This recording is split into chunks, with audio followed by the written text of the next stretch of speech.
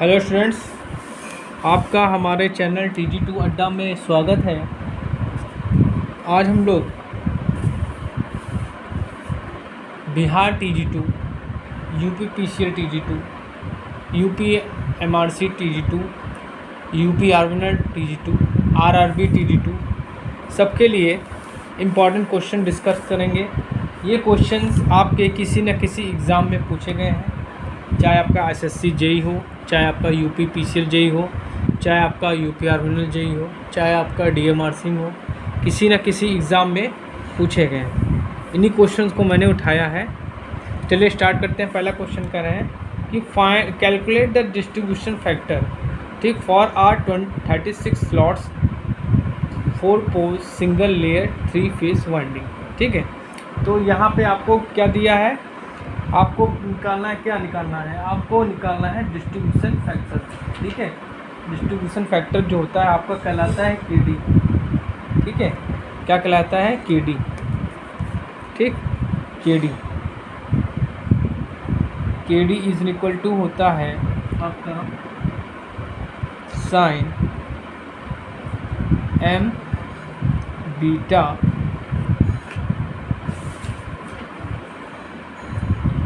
By 2 upon M sine beta by 2। ये formula होता है, इसका प्रयोग हम लोग करेंगे। तो सबसे पहले हम लोग क्या निकालेंगे, n की वैल्यू निकालेंगे, स्मॉल n की। ठीक है, तो स्मॉल n इक्वल टू क्या हो जाएगा आपका, n equal to number of slots 36 upon poles कितने हैं आपके 4, तो n की वैल्यू आ जाएगी 9। ठीक है, अब यहाँ से हम निकालेंगे बीटा, तो बीटा इक्वल टू होगा 180 अपॉन n होता है। ये आपको सब फॉर्मूले याद होने चाहिए।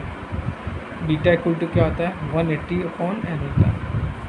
यहाँ से हम बीटा की वैल्यू निकालेंगे तो क्या होगा आपका 180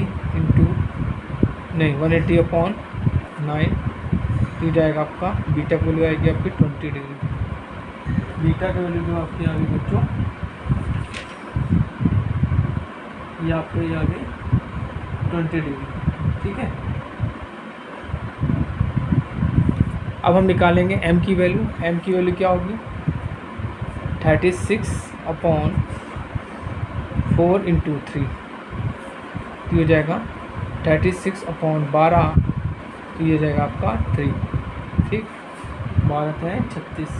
अब निकालते हैं, सारी वैल्यू हमने निकाल ली बच्चों। अब इसको हम उठा के किस में रख देंगे, इसमें पुट कर देंगे।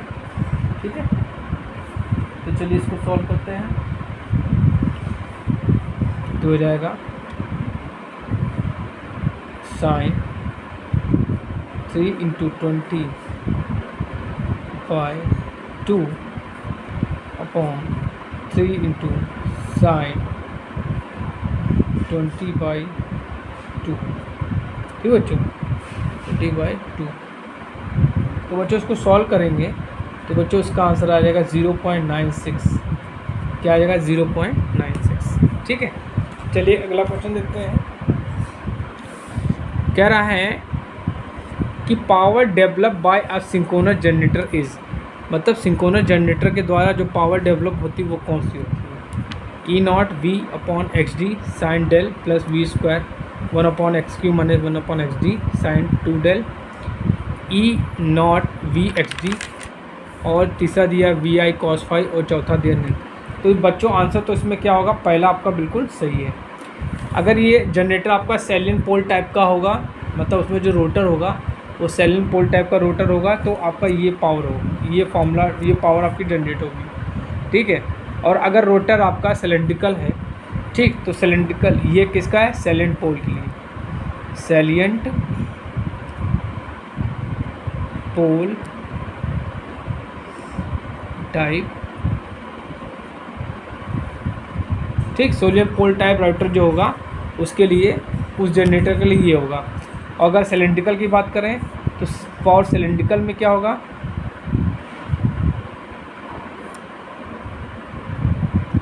सिलेंड्रिकल में क्या होगा, एक्स की वैल्यू क्या होगी, एक्स क्यू की वैल्यू एक्स की XD के बराबर होगी। ठीक है, तो यहाँ पे क्या हो जाएगा, एक टर्म 0 हो जाएगा, तब उस कंडीशन पे साइलेंट पोल के सिलेंड्रिकल के लिए हो जाएगा। ठीक, अच्छा ये जो है ये मैक्सिमम के लिए, मैक्सिमम पावर के लिए, ये मैक्सिमम पावर के लिए जो मैक्सिमम पावर जनरेट होगी इसके लिए फॉर्मूला है। ठीक, मैक्सिमम के लिए क्या होगा, जो डेल की वैल्यू होगी वो 90 हो जाएगी और साइन 90 की वैल्यू क्या होती है, 1 होती है, तो ये आपका मैक्सिमम पावर डेवलप होगी। ठीक, देखिए ये भी क्वेश्चन जो है आपका DMRC JEE में पूछा गया है। कह रहा है 3 फेज इंडक्शन मोटर में स्लिप गति होती है NS minus NR, NR minus NS, NR NS। तो बच्चों इसमें आंसर क्या हो जाएगा आपका, पहला सही है। ठीक, तो स्लिप इक्वल टू क्या होता है, देखिए NR जो होती है आपकी वो रोटर स्पीड है,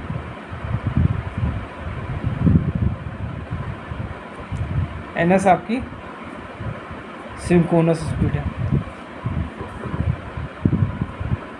सिंक्रोनस।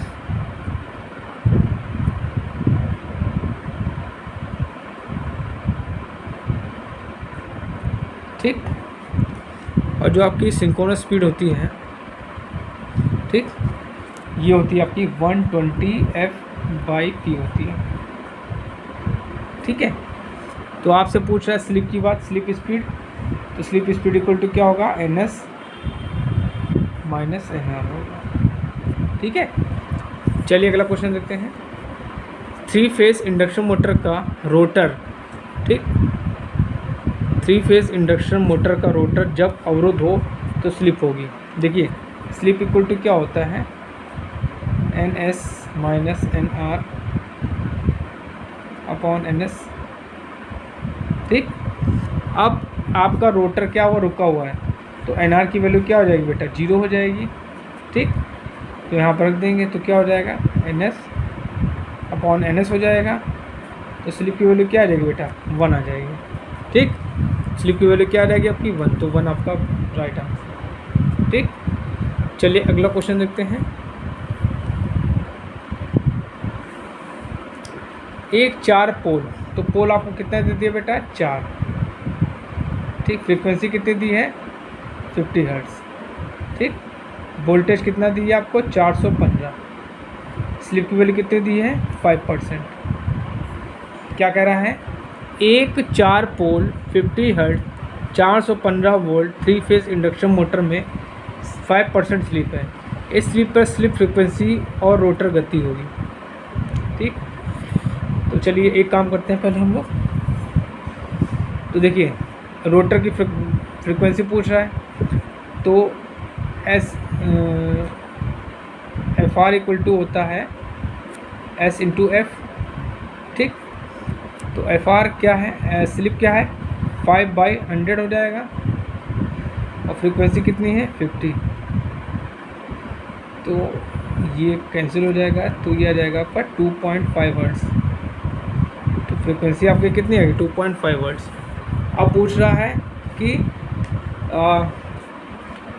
क्या बोल रहा है कि रोटर की गति क्या होगी, तो रोटर की गति निकाल लेते हैं। चलिए, तो रोटर गति इक्वल टू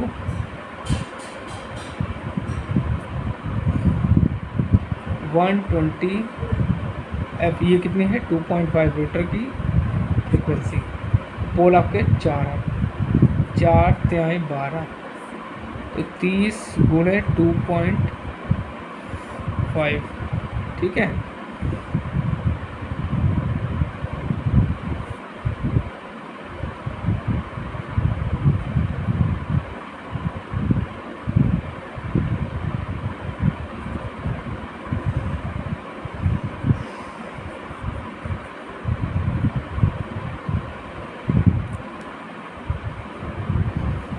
तो ये जाएगा आपका 25 तिहाई।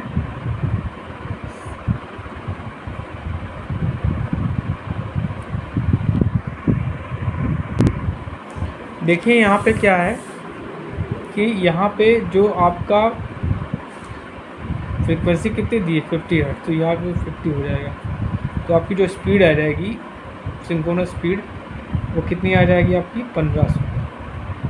ठीक, तो स्पीड आपकी 1500 आ गई और फ्रीक्वेंसी FR कितनी आ गई, 2.5 हर्ट्ज। ठीक, अच्छा आपकी NS निकल आई। ठीक, सो अगर हम इसको निकालें रोटर की स्पीड, तो रोटर की स्पीड कैसे निकलेगी? अब यहाँ पे हमने आप क्या निकाला था, यहाँ निकाला था, तो कितना हुआ था? तो ये हुआ था आपका 30 गुणे 2.5। ठीक, तो कितना हुआ?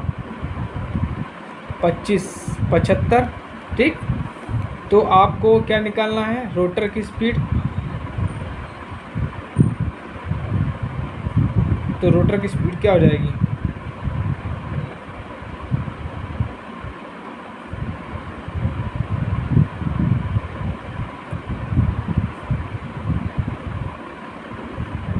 तो रोटर की स्पीड क्या हो जाएगी? ये तो आपकी 1500 हो गई।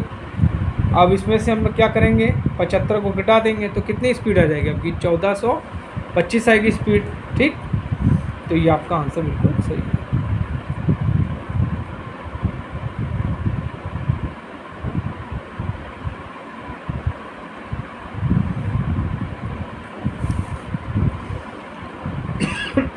चलिए अगला क्वेश्चन देखते हैं। 3 फेज 4 पोल 50 हर्ट्ज प्रेरण मोटर के घूर्णन क्षेत्र की चाल होगी। तो चलिए निकालते हैं। तो क्या हो जाएगा? NS = 120 F/P। ठीक, तो क्या हो जाएगा? यहाँ से आप रोटर की स्पीड इससे भी निकाल सकते हैं, 1 - S × NS। यहाँ से भी स्पीड निकाल सकते हैं। चलिए इससे निकाल लेते हैं। तो 1 - क्या हो जाएगा? ये आपका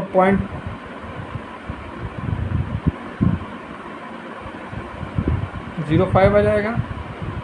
और आपकी सिंक्रोनस स्पीड कितनी है? 1500। तो ये आपका कितना आ जाएगा? 0.95 आ जाएगा। इसको करें गुणा 1500 को, तो कितना आ जाएगा? 0 लगा दिए, 15 × 5 = 75, हाथ से लगा 7, 15 × 9 = 135, 135 और 7 142। तो इसको क्या कि 1425। ठीक, तो कितनी आ गई? 1425। तो यही आपका आंसर हो गया। ठीक, चलिए अगला क्वेश्चन देखते हैं। NS = 120 F/P, ये फॉर्मूला हम लगाएंगे। ठीक है, तो लगाइए। तो क्या होगा? 120 फ्रीक्वेंसी आपकी कितनी दी है? 50 हर्ट्ज। पोल आपके कितने दिए? 4 4 × 12। तो कितना आया आपका? तो आपका आ जाएगा 1500। ठीक, अगर आप, तो आंसर क्या हो जाएगा आपका? 1500। अगर आपके पोल 2 हैं तो सिंक्रोनस स्पीड आपकी क्या होगी? 3000 होगी, हमेशा याद रखिएगा। अगर आपके पोल 4 हैं तो सिंक्रोनस स्पीड आपकी 1500 होगी। अगर पोल आपके 6 हैं तो सिंक्रोनस स्पीड आपकी 1000 होगी। अगर पोल आपके 8 हैं तो सिंक्रोनस स्पीड की 750 होगी। ठीक, प्रेरण मोटर के स्टेटर में विद्युत डिग्री बराबर होती है 360 गुणे ध्रुवों की संख्या, 360 गुणे उत्तर ध्रुवों की संख्या, 360 डिग्री गुणे दक्षिण ध्रुवों की संख्या, 360 गुणे ध्रुवों के जोड़ों की संख्या। देखिए हम लोग जानते हैं थीटा इलेक्ट्रिकल इक्वल टू क्या होता है? P/2 × 360 डिग्री होता है। ठीक, ये होता है। तो यहाँ पे पोल क्या है आपके? अगर तो यहाँ पे पोल के जोड़े बने तो आंसर क्या हो जाएगा? और 360। ठीक, तो ये आपका आंसर हो जाएगा। ठीक, चलिए अगर देखते हैं अगला क्वेश्चन। आघूर्ण किस पर निर्भर करता है? आर्मेचर धारा, गति, फ्लक्स और आर्मेचर धारा फ्लक्स। देखिए जो टार्क होता है ये डायरेक्टली प्रोपोर्शनल होता है phi Ia के। ठीक, तो टार्क किसके डायरेक्टली प्रोपोर्शनल होगा? फ्लक्स के और आर्मेचर करंट के। इस हिसाब से आपका ये आंसर सही है। चलिए अगला क्वेश्चन देखते हैं। इंडक्शन मोटर की रोटर गति को किससे दर्शाते हैं? ठीक, देखिए S = क्या होता है? NS - NR/NS होता है। तो NS minus NR equal to हो जाएगा SNS। इसको इधर ले आइए तो NS minus S into NS equal to NR। ठीक, तो यहाँ से हमने NS कॉमन ले लिया तो क्या हो जाएगा 1 minus NS 1 by S equal to 1 NR। तो NR इक्वल टू हो जाएगा आपका NR equal to NS into 1 minus NS। ये बच्चों आपका DMRC में क्वेश्चन पूछा गया है। ठीक, तो बच्चों आपका पहला ऑप्शन बिल्कुल सही है। ठीक, चलिए अगला क्वेश्चन देखते हैं। 3 फेज इंडक्शन मोटर की स्थिति में सिंक्रोनस गति होती है। ठीक, rotor speed stator flux speed होती है, स्पीड ऑफ स्टेटर होती है, रोटर फ्लक्स स्पीड होती है। देखिए सिंक्रोनस गति क्या होती है, हम लोग जब क्या करते हैं स्टेटर में 3 फेज सप्लाई देते हैं तो उसमें क्या होता है एक रोटेटिंग मैग्नेटिक फील्ड जनरेट होता है जिसकी स्पीड क्या होती है सिंक्रोनस स्पीड होती है। सिंक्रोनस स्पीड बराबर NS इक्वल टू 120 F/P होता है। ठीक, तो आपका ये फ्रिक्वेंसी हो गया, ये आपका पोल हो गया। ठीक, तो क्या हो जाएगा speed of the stator flux speed. तो बच्चों इसमें आंसर क्या होगा स्टेटर फ्लक्स। ठीक, वो क्या होता है रोटेटिंग मैग्नेटिक फील्ड होता है जिसको हम लोग क्या बोलते हैं स्टेटर फ्लक्स भी बोलते हैं। देखिए ये क्वेश्चन DMRC JEE में पूछा गया है। प्रेरण मोटर का स्लिप स्टार्टिंग के समय होगी, लैगिंग होगी, यूनिटी होगी, जीरो होगी, लीडिंग होगी। देखिए मैंने आपको बताया, मैं फिर से बता देता हूँ। देखिए स्लिप इक्वल टू क्या होता है NS minus NR upon NS होता है। ठीक, और जब स्टार्टिंग में और स्टार्टिंग में रोटर की स्पीड क्या होती है 0 होती है तो NR इक्वल टू क्या होगा 0 होगा। तो NS equal to S equal to NS minus 0 upon NS। So NS upon NS so क्या आ जाएगा 1। तो क्या होगी आपकी यूनिटी होगी। यदि R2 और X2 क्रमशः मोटर प्रतिरोध और प्रतिघात है तो 3 फेज मोटर की अधिकतम प्रारंभिक बलागुण की शर्त क्या होगी। ठीक, देखिए आपके टार्क 2 होते हैं, एक होता है आपका स्टार्टिंग टार्क,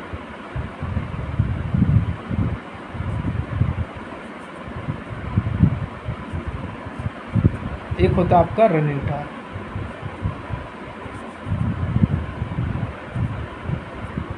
देखिए क्वेश्चन SSC JEE में पूछा गया है। ठीक, स्टार्टिंग टार्क को हम लोग बोलते हैं TS और रनिंग टार्क को बोलते हैं हम लोग TR। स्टार्टिंग टार्क मैक्सिमम कब होगा जब, ठीक है,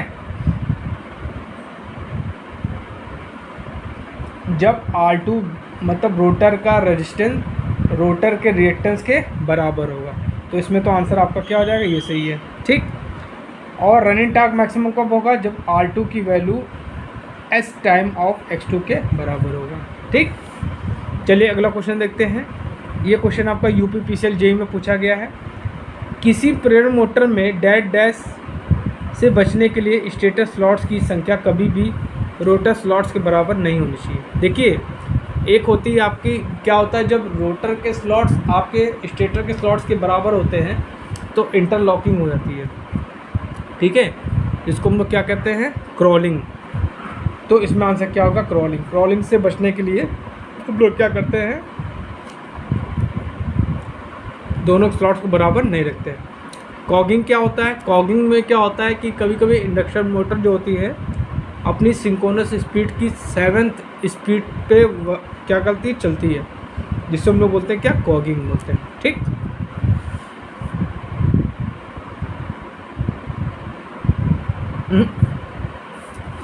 बच्चों इसमें आंसर क्या होगा, इसमें होगा आपका कॉगिंग आंसर होगा।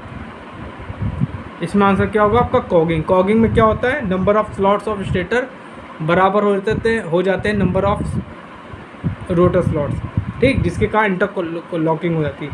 क्रॉलिंग में क्या होता है कि जो आपकी इंडक्शन मोटर होती है वो क्या होती है अपनी स्पीड की 7th टाइम स्पीड मतलब उसके 7वें भाग के स्पीड के बराबर चलती है, जिसके कारण क्या होता है जो आपका टार्क जनरेट होता है वो बहुत कम होता है। ठीक है, ठीक, तो कॉगिंग से बचने के लिए हम लोग नंबर ऑफ स्टेटर के स्लॉट्स को जो है रोटर के स्लॉट्स के बराबर नहीं रखते हैं। ठीक, चलिए अगला क्वेश्चन देखते हैं।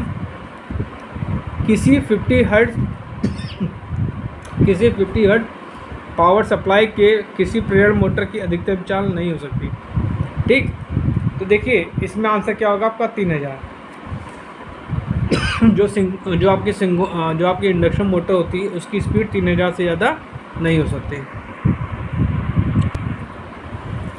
किसी प्रेरण मोटर में प्रारंभिक बलागुण आरोपित वोल्टा के बराबर होता है। देखिए प्रारंभिक टार्क मतलब स्टार्टिंग टार्क जो होता है ये क्या होता है, डायरेक्टली प्रोपोर्शनल टू क्या होता है आपका V²R2 के अपॉन Z2 ये होता है। ठीक, तो अब आपसे पूछ रहा है कि आरोपित वोल्टा, तो आरोपित वोल्टा क्या होगी आपकी V होगी, तो किसके डायरेक्टली प्रोपोर्शनल होगा V² के। ठीक, तो इसमें आंसर क्या होगा, वर्ग के अनुपाती। ठीक, चलिए अगला क्वेश्चन देखते हैं। एक प्रेरण मोटर में बल आघूर्ण ऑब्लिक स्लिप वक्र का आकार होता है। हाइपरबोला होगा, एलिप्स होगा, स्ट्रेट लाइन होगा, रेक्टेंगुलर पैराबोला होगा। तो बच्चों आंसर क्या होगा, रेक्टेंगुलर पैराबोला होगा। चलिए अगला क्वेश्चन देखते हैं। प्रेरण में बल आघूर्ण और स्लिप में रिलेशन होता है, नो रिलेशन होता है, दे आर इक्वल होते हैं, इन्वर्सली प्रोपोर्शनल, व्युत्क्रमानुपाती और प्रोपोर्शनल अनुपाती। जो आपका देखिए टार्क होता है वो क्या होता है, स्लिप के डायरेक्टली प्रोपोर्शनल होता है। ठीक, तो इसमें आंसर क्या होगा, प्रोपोर्शनल। नाभिकीय संयंत्र की पूंजी लागत होती है, वेरी लो होती है, वेरी हाई होती है, लो होती है, समान होती है। तो आपका नाभिकीय संयंत्र होता है उसकी जो पूंजी लागत होती है वो क्या होती है, वेरी हाई होती है। ठीक, चलिए अगला क्वेश्चन देखते हैं। नाभिकीय संयंत्र में कौन सा ईंधन प्रयोग करते हैं, ग्रेफाइट, सीसा, यूरेनियम 235। तो बच्चों इसमें आंसर क्या होगा आपका, यूरेनियम 235, 236 या थोरियम का प्रयोग करते हैं। इनमें से कौन सा मंदक के रूप में प्रयोग होता है, graphite, boron, plutonium, sodium, lithium. तो देखिए ग्रेफाइट और D2O भारी जल, इसका प्रयोग हम मंदक के रूप में करते हैं। तो इसमें आंसर क्या होगा आपका, ग्रेफाइट। संचरण लाइन में कौन से पैरामीटर होते हैं, ये क्वेश्चन आपका SSC JEE में पूछा गया है। रेजिस्टेंस होता है, कैपेसिटेंस होता है, इंडक्टेंस होता है। तो बच्चों आपके तीनों पैरामीटर्स होते हैं। इसकी यूनिट होती है ओम पर किलोमीटर, इसकी होती है हेनरी पर किलोमीटर, और इसकी होती फैरेड पर किलोमीटर, और इसकी होती हेनरी पर किलोमीटर। ठीक, चलिए अगला क्वेश्चन देखते हैं। एक आदर्श विनियमित बिजली आपूर्ति का वोल्टेज रेगुलेशन किसके बराबर मापा जाता है, 2%, 1%, 100%, 0। बच्चों आंसर क्या होगा, 0%। निम्न में से मानक वोल्टेज नहीं है, ये भी आपका SSC JEE में पूछा गया। 132 kV, 222 kV, 400 kV, 750 kV। तो बच्चों आंसर क्या होगा आपका, 222 kV। चलिए आज लास्ट क्वेश्चन देखते हैं आज का। ओवरहेड लाइंस में समानता किसका प्रयोग होता है, कॉपर कंडक्टर का, ACSR कंडक्टर का, एल्युमिनियम कंडक्टर, नन। तो बच्चों हम लोग ACSR कंडक्टर का प्रयोग करते हैं, जिसके कारण क्या होता है, कोरोना लॉसेस क्या होते हैं, कम होते हैं। ठीक, तो बच्चों आज जो मैंने आपको क्वेश्चन बताए हैं, इनको क्वेश्चन को ध्यान से देखिएगा, समझिएगा, पढ़िएगा। और अगर आप चैनल पर नए हैं तो प्लीज़ मेरे चैनल को लाइक, शेयर एंड सब्सक्राइब जरूर करिए, जिससे मैं आप लोगों के लिए और अच्छे अच्छे क्वेश्चन लेके आऊँ। Thank you.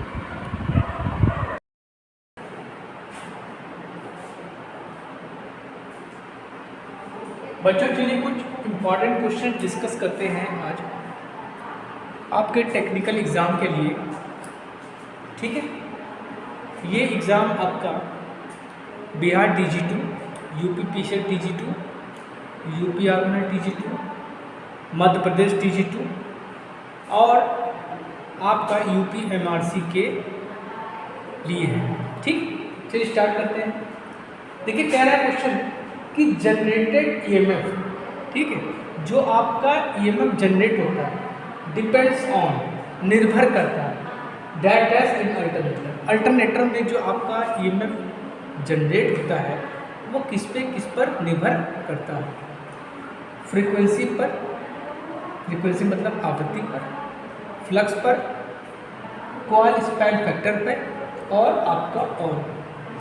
तो देखिए पहले हम लोग क्या करते हैं, अल्टरनेटर का ईएमएफ इक्वेशन देख लेते हैं, उससे सब आपका क्लियर हो जाएगा।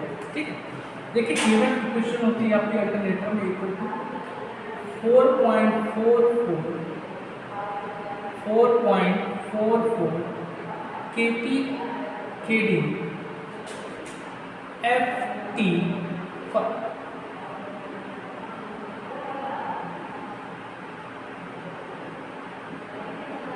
ठीक। kp आपका क्या है, पिच फैक्टर,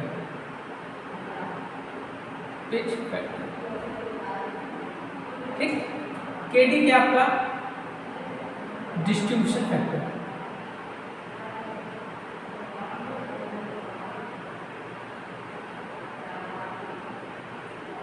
ठीक है। f क्या आपका फ्रीक्वेंसी है, t क्या आपका टर्न्स है, नंबर ऑफ टर्न्स, और f क्या आपका फ्लक्स। ठीक, तो ये आपका क्या है, अल्टरनेटर में जो आपका ईएमएफ इंड्यूस होता है वो क्या है, इसका फॉर्मूला है। ठीक, तो बच्चों इसमें आंसर क्या हो जाएगा आपका, ऑल, मतलब सब पे डिपेंड करता है। ठीक, अब देखिए कभी कभी आपसे पूछेगा कि आपका जो ईएमएफ इंड्यूस होता है वो किस पे डिपेंड करता है। ठीक, ये तो हो गया, लेकिन कुछ बातें और होती हैं वो भी आपको जानना चाहिए। ठीक, जो आपका ईएमएफ होगा वो दो चीज पे डिपेंड करता है, एक होता है आपका लोड एंगल, इसको हम डेल से रिप्रेजेंट करते हैं, इस पे डिपेंड करेगा, और इस पे डिपेंड करेगा आपका, डिपेंड करेगा एक्साइटेशन। ठीक, क्योंकि इससे क्वेश्चन पूछे गए हैं, इसलिए जो ईएमएफ से क्वेश्चन आपके बन सकते हैं वो भी मैं बता सकता हूँ। ठीक है, तो अगर आपको एक्साइटेशन ऑप्शन दिया है तो एक्साइटेशन लगाएंगे, अगर आपका लोड एंगल दिया है तो लोड एंगल लगाएंगे। ठीक,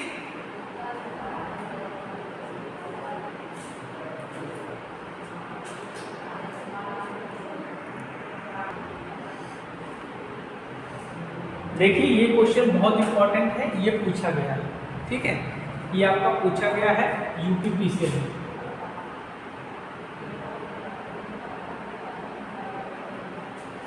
कह रहा है कि अल्टरनेटर का एक्साइटर होता है। देखिए पहले आप जान लीजिए, जो अल्टरनेटर होता है वो सेल्फ स्टार्टिंग नहीं होता है। अल्टरनेटर नॉट सेल्फ स्टार्टिंग, क्यों? बिकॉज ऑफ रिटार्डेशन, जड़त्व के बिना।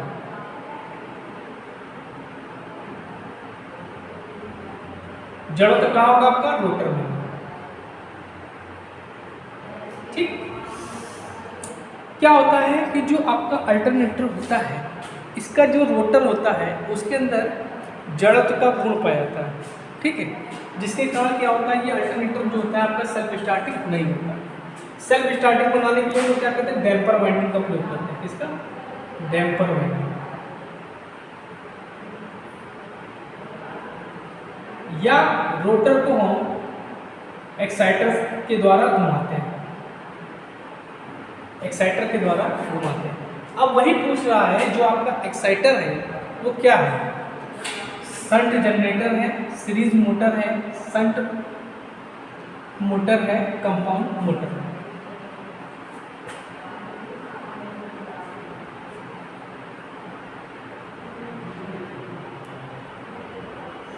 ठीक, तो बच्चों इसमें आंसर क्या होगा, शंट जनरेटर। क्या होगा, शंट जनरेटर। अब शंट जनरेटर की जगह हम लोग क्या यूज कर सकते हैं, पोनी मोटर भी यूज कर सकते हैं। क्या कर सकते हैं, पोनी मोटर का भी प्रयोग कर सकते हैं। पोनी मोटर क्या होती है, एक इंडक्शन मोटर होती है। क्या होती है, एक इंडक्शन मोटर होती है। या क्या कर सकते हैं, बैटरी का प्रयोग कर सकते हैं। किसका, बैटरी का भी प्रयोग कर सकते हैं। या हम लोग टरबाइन का भी प्रयोग करते हैं। किसका, टरबाइन का। तो इन सब का प्रयोग हम लोग क्या करते हैं, रोटर को घुमाने के लिए हम लोग क्या करते हैं, इन सब का प्रयोग करते हैं। ये सब क्या है, आपके एक्साइटर का काम करते हैं, ठीक है, एक्साइटर का काम करते हैं, ठीक। और इनको लगातार रोटर को हमको घुमाते रहना होता है, ठीक है। चलिए अगला क्वेश्चन देखते हैं।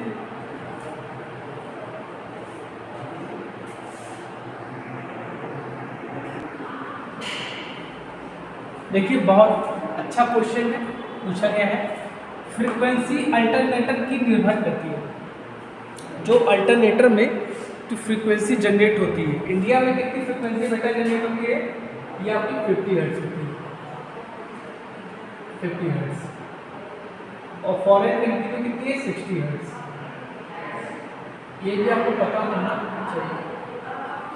अब पूछ रहा है कि फ्रीक्वेंसी अल्टरनेटर की निर्भर करती है, नंबर ऑफ पोल्स पे डिपेंड करेगी, सिंक्रोनस स्पीड पे डिपेंड करेगी, दोनों पर निर्भर करेगी, नहीं।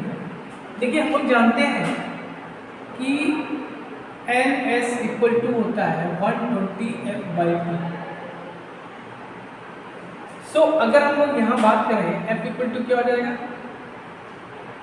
P into NS/120। तो यहाँ से रिलेशन को क्या करता है, F is directly proportional to P and F is directly proportional to NS। तो आपका क्या है, पोल्स पे भी डिपेंड कर रही है और आपकी frequency speed of the synchronous speed पे डिपेंड कर रही है। तो बच्चों इसमें आंसर क्या हो जाएगा, बोथ, ठीक, क्या हो जाएगा, बोथ।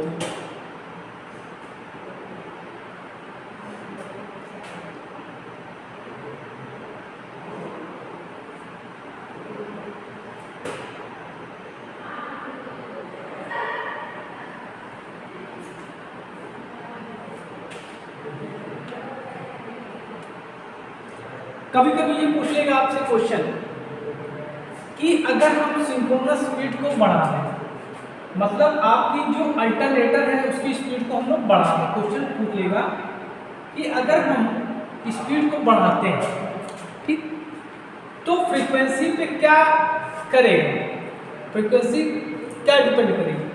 तो देखिए हम लोग क्या जानते हैं, NS इक्वल टू 120F/P। तो यहाँ से रिलेशन आपको क्या मिल रहा है, NS is directly proportional to F। मतलब जब आप स्पीड आप बढ़ाओगे तो फ्रीक्वेंसी क्या होगी, बढ़ेगी। फ्रीक्वेंसी क्या होगी बेटा, बढ़ेगी, ठीक है।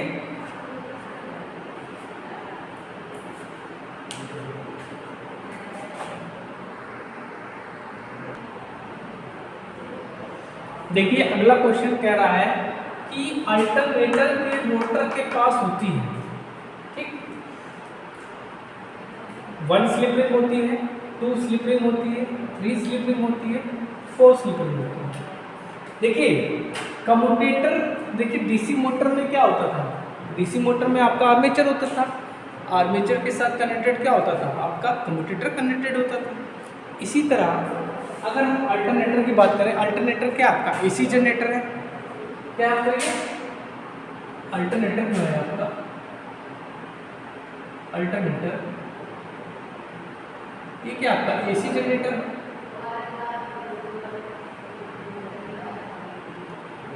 ठीक। अगर हम डीसी मोटर की बात करें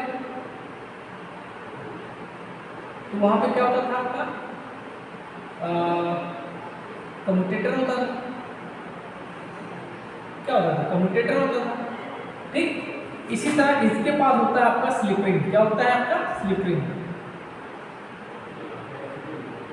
किसका बना होता है, फास्फर ब्रांच का, फास्फर ब्रांच का, ठीक। ये क्या करता था, डीसी जनरेटर की बात कर लेते हैं, डीसी जनरेटर, ठीक। ये क्या करता था, ये क्या करता था, एसी को डीसी में कन्वर्ट करता था। और किसका बनाता था, ये बनाता था आपका कॉपर का, किसका, हार्ड रॉक कॉपर का बनाता था। अब ये क्या बना होता है, फास्फर ब्रांच का बना होता है। ये क्या करेगा, डीसी लेता है और किसको कन्वर्ट कर देता है, आपका AC में कन्वर्ट कर देता है। ठीक, अब होते कितने हैं, तो आपके अल्टरनेटर में क्या होते हैं, आपके 2 स्लिप रिंग होते हैं। कितने होते हैं, 2 स्लिप रिंग होते हैं। कितने होते हैं, 2 स्लिप रिंग होते हैं। आपके जो 3 स्लिप रिंग होते हैं ये आपके इंडक्शन मोटर में होते हैं। किसमें, इंडक्शन मोटर में आपके 3 होते हैं। जो आपके स्लिप रिंग इंडक्शन मोटर होती है उसमें आपके स्लिप रिंग कितने होते हैं, 3 होते हैं। ठीक है, और अल्टरनेटर में आपके कितने होते हैं, 2 होते हैं। ये क्या करता है, DC लेता है AC में कन्वर्ट करता है और किसका बना होता है, फास्फर ब्रॉन्ज का, और कहाँ पे होता है, रोटर के साथ कनेक्टेड होता है।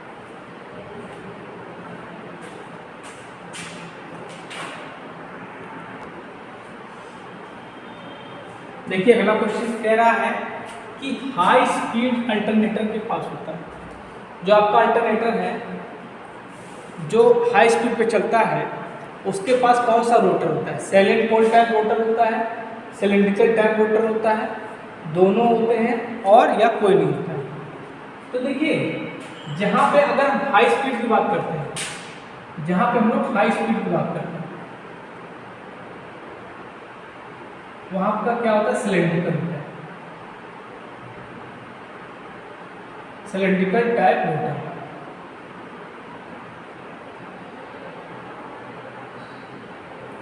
इसका प्रयोग कहाँ करते हैं, थर्मल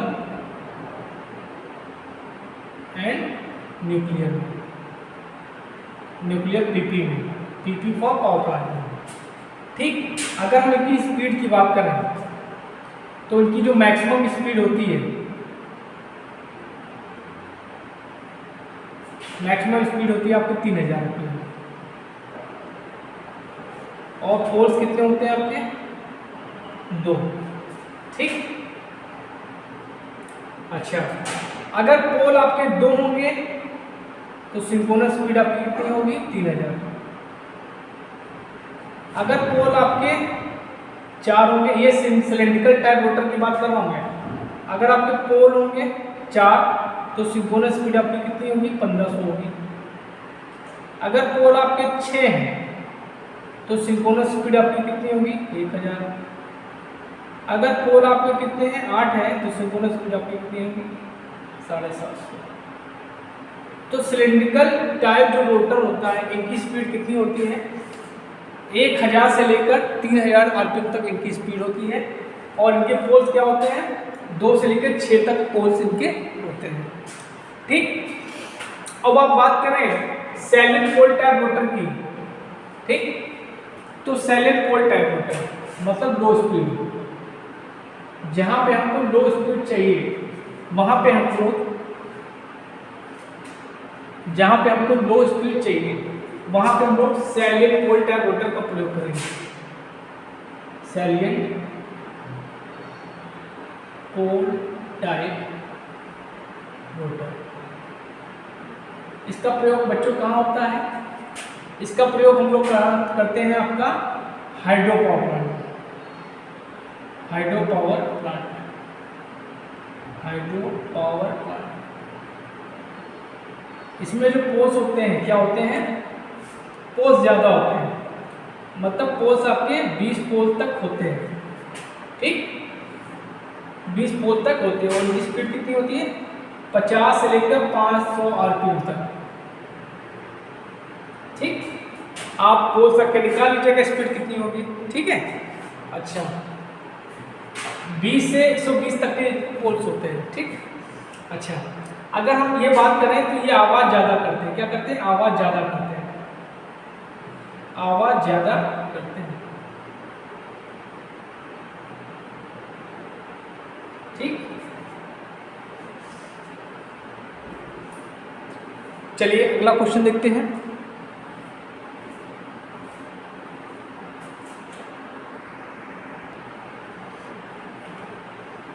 कह रहा है बहुत इंपॉर्टेंट क्वेश्चन है, ये भी क्वेश्चन आपका पूछा गया है। कह रहा है बड़े अल्टरनेटर्स में मूविंग पार्ट है, फ्रीक्वेंसी है, पोल से आर्मेचर है, नहीं। तो जो आपके बड़े बड़े अल्टरनेटर्स होते हैं उनमें जो मूविंग पार्ट्स होता है वो क्या होता है आपका पोल्स होता है। क्या होता है मूविंग पार्ट, क्या होता है आपका पोल होता है। मूविंग पार्ट पोल्स आपके मूव करते हैं। ठीक। अल्टरनेटर की जो रेटिंग होती है वो आपकी केवीए में होती है। ठीक। कितना कितना वोल्टेज जनरेट करता है इंडिया में 11 केवी। ये भी क्वेश्चन आपसे पूछता है। फ्रीक्वेंसी कितनी होगी 50 हर्ट्ज। ठीक है। फ्रीक्वेंसी कितनी होगी आपकी फ्रीक्वेंसी 50 हर्ट्ज। ठीक है।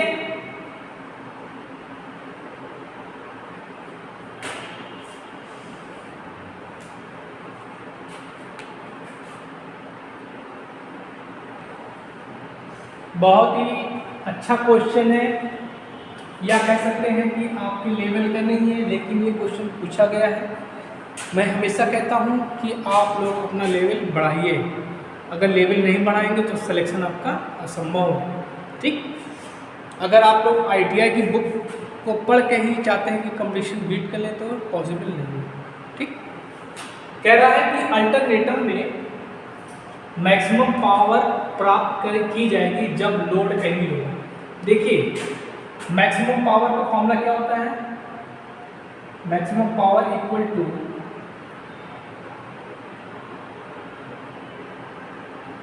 ई एफ वी अपॉन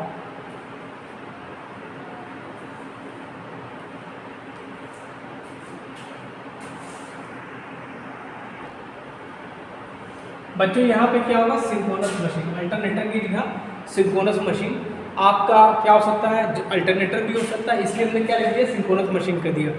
आपका अल्टरनेटर भी पूछ सकता है या आपका सिंक्रोनस मोटर पूछ सकता है, कुछ भी पूछ सकता है। ठीक। तो जो मैक्सिमम पावर होती है जनरेट वो क्या होती है E F upon X X into sine del. कुछ बुकों में आपको डेल की जगह दे देंगे, आपको साइन अल्फा दे देंगे। कुछ बुकों में आपको साइन अल्फा दे देंगे, तो आपको कंफ्यूज ना होइएगा। ठीक। तो क्या होगा आपने डेल ले लिया है, क्योंकि स्टैंडर्ड बुकों में आपको डेल ही मिलेगा। ठीक। तो इसको जो डेल होता है इसको बोलते हैं लोड एंगल। क्या बोलते हैं बेटा, लोड एंगल। ठीक। ठीक। तो अब देखिए ये तो आपकी पावर होगी, ठीक, जो पावर होगी वो होगी। अब मैक्सिमम कब होगी, अब ये पूछ रहा है ना कि पावर मैक्सिमम कब होगी, जब लोड एंगल। तो जब लोड एंगल मतलब ये वैल्यू जो होगी आपकी क्या होगी 90 डिग्री होगी। क्या होगी 90 डिग्री होगी। तो जो पावर होगी आपकी क्या होगी मैक्सिमम होगी। तो पी एम इक्वल टू क्या हो जाएगा E F V upon X X into sine 90। तो क्या आ जाएगा, ये आपकी पावर आ जाएगी E F V upon X X to P max. ये आपकी मैक्सिमम पावर हो जाएगी। ठीक। अगर 3 फेज की बात करें तो यहाँ पे 3 से मल्टीप्लाई कर देंगे, 3 ई एफ वी एक्सेस। ठीक। तो बच्चों इसमें आंसर क्या हो जाएगा आपका 90 डिग्री। ठीक।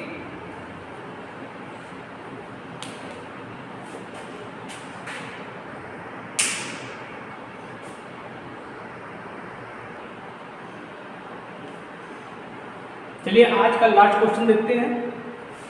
कह रहा है कि अल्टरनेटर में पावर फैक्टर को ज्ञात कर सकते हैं। पावर फैक्टर को किससे ज्ञात कर सकते हैं, लोड से, स्पीड से, फ्रीक्वेंसी से, एक्साइटेशन से। बच्चों किससे याद कर सकते हैं, लोड से। ठीक। अब कुछ चीजें बताते हैं आपको।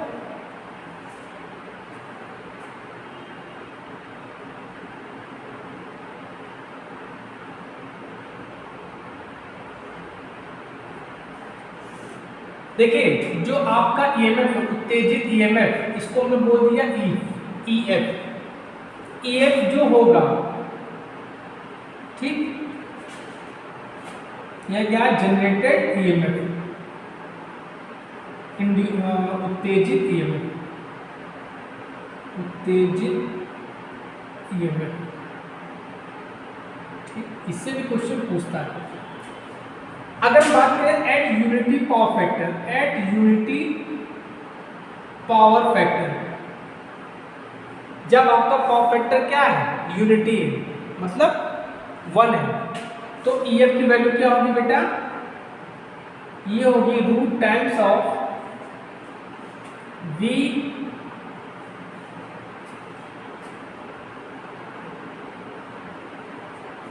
वीटी, वीटी मतलब terminal voltage, plus IA RA का whole square plus IA XX का होल स्क्वायर।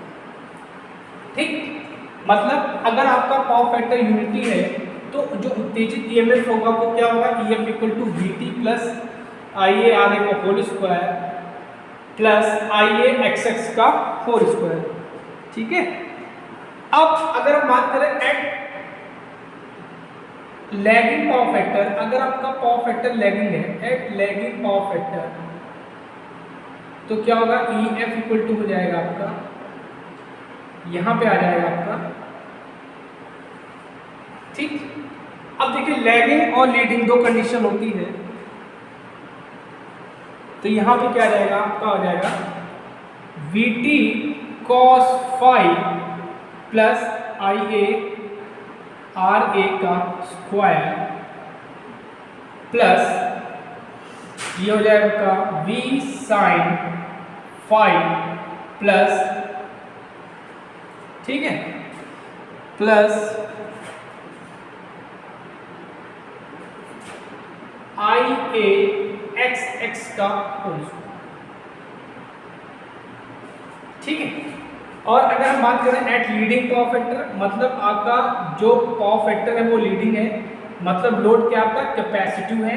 ठीक है, तो क्या हो जाएगा पावर फैक्टर, तो EF इक्वल टू क्या हो जाएगा, EF इक्वल टू हो जाएगा under root times of VT cos phi plus IA RA का होल स्क्वायर प्लस डिफरेंस क्या हो जाएगा, यहाँ पर माइनस हो जाएगा, V sin phi minus IA XX का होल स्क्वायर। अगर हम वोल्टेज रेगुलेशन की बात करें, कभी कभी आपसे वोल्टेज रेगुलेशन भी पूछ लेता है। ठीक, तो कभी कभी आपसे वोल्टेज रेगुलेशन पूछ लेता है। ठीक है, तो ये क्या होगा आपका, वोल्टेज रेगुलेशन इक्वल टू होता है E0 माइनस V/V इंटू 100। तो बच्चों आज के लिए इतना क्वेश्चन बहुत है। आज मैंने आपको 8 क्वेश्चन, क्या 8 से आपको 30 क्वेश्चन बताए हैं। 8 तो आपको मैंने ऐसे लिख के बताया है, लेकिन इससे कौन कौन से क्वेश्चन बन सकते हैं उनको भी मैंने आपको बताया है। ठीक है, और अगर आप मेरे चैनल पे नए हैं तो प्लीज़ मेरे चैनल को लाइक करिए, शेयर करिए एंड सब्सक्राइब करिए, जिससे आपको अच्छे अच्छे क्वेश्चन मिलेंगे और आपकी कंपटीशन की तैयारी अच्छे से हो सकेगी। ठीक है, थैंक यू।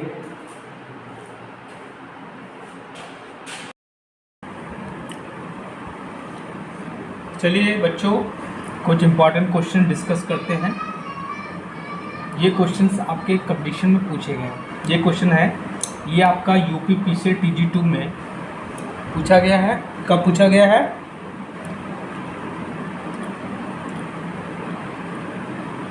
28 मार्च 21। ठीक, 28 मार्च 2021 में सेकेंड शिफ्ट में क्वेश्चन ये पूछा गया है। क्वेश्चन क्या कह रहा है, अल्टरनेटर पर क्या अंकित होता है।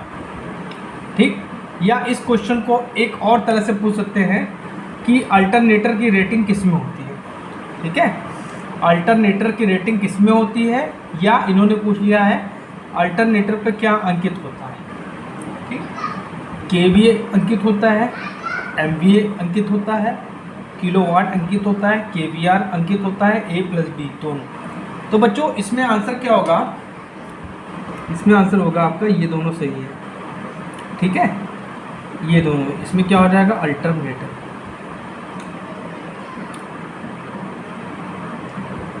मतलब अल्टरनेटर पे आप केवीए भी अंकित होगा और एमवीए भी, तो आंसर आपका क्या हो जाएगा, ये सही है। ठीक,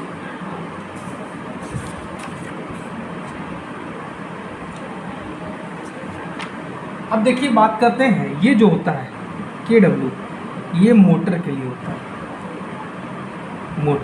मोटर या, ठीक, मोटर के लिए क्या होता है, किलोवाट होता है और HP होता है। ठीक, ट्रांसफार्मर के लिए भी क्या होता है, ट्रांसफार्मर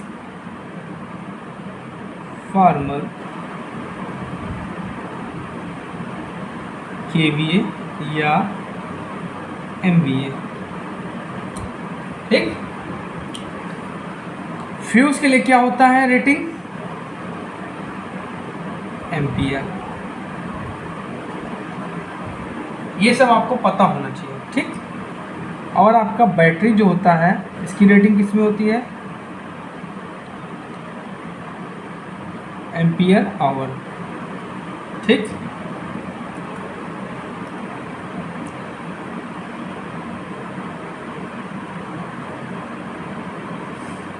और जो केवीआर होता है ये आपका कैपेसिटर के लिए होता है।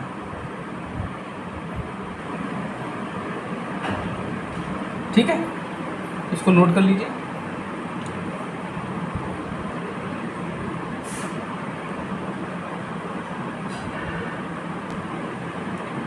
देखिए अगला क्वेश्चन कह रहा है कि जनरेटिंग स्टेशन में अल्टरनेटर जुड़े होते हैं।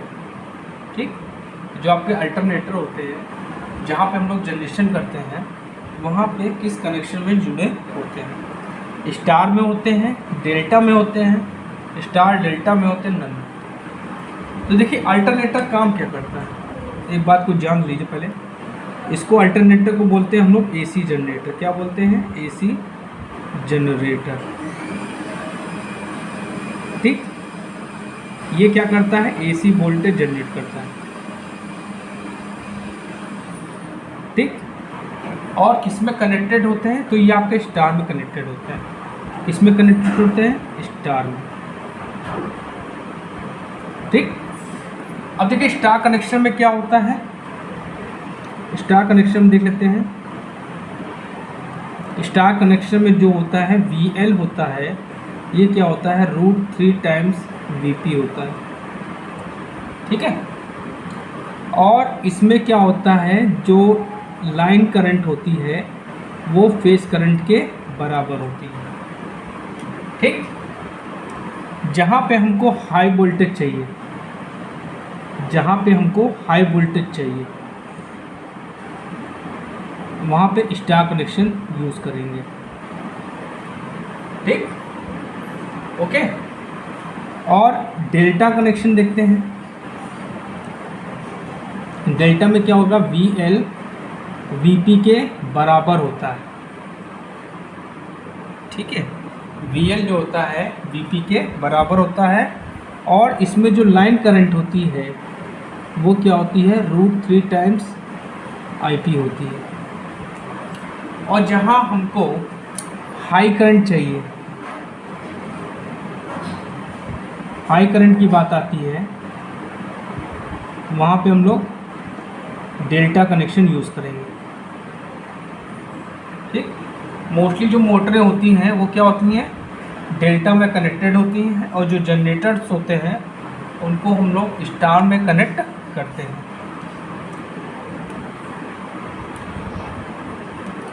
अल्टरनेटर के द्वारा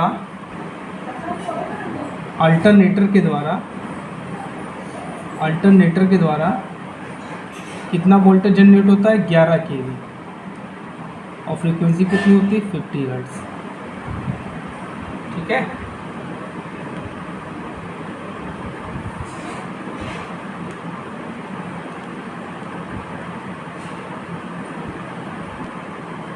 देखिए बच्चों ये बहुत इंपॉर्टेंट क्वेश्चन है, ये आपका UPPCL TG2 में पूछा गया है।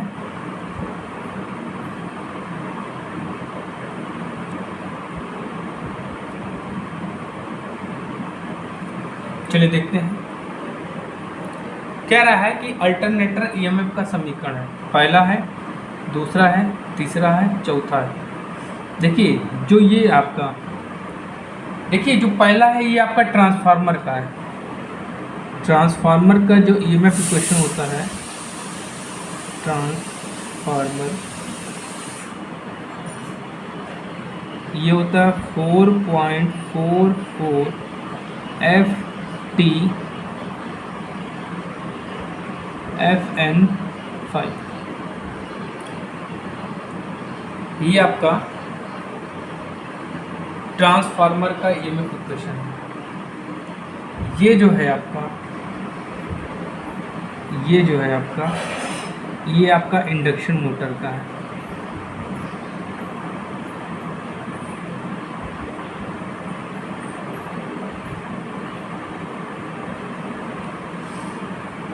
और ये जो है आपका, ये आपका अल्टरनेटर का है। ठीक, चलिए देख लेते हैं। अल्टरनेटर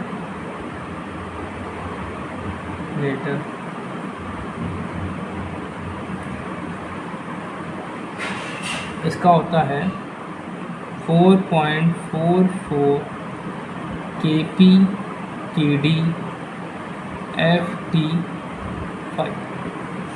ठीक,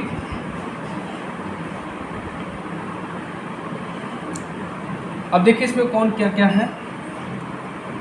देखिए केपी क्या है, इसको बोलते हैं पिच फैक्टर। क्या बोलते हैं? Pitch factor.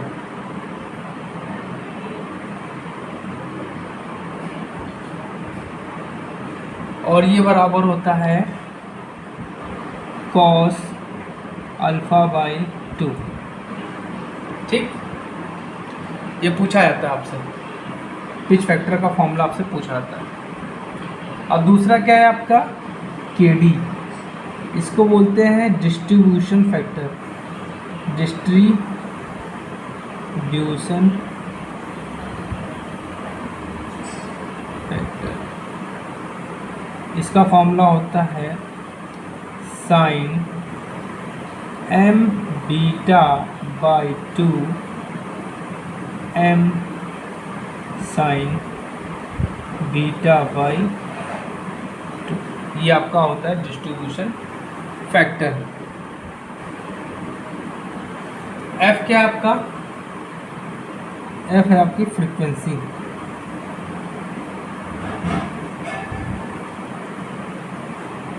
T आपके नंबर ऑफ टर्न्स।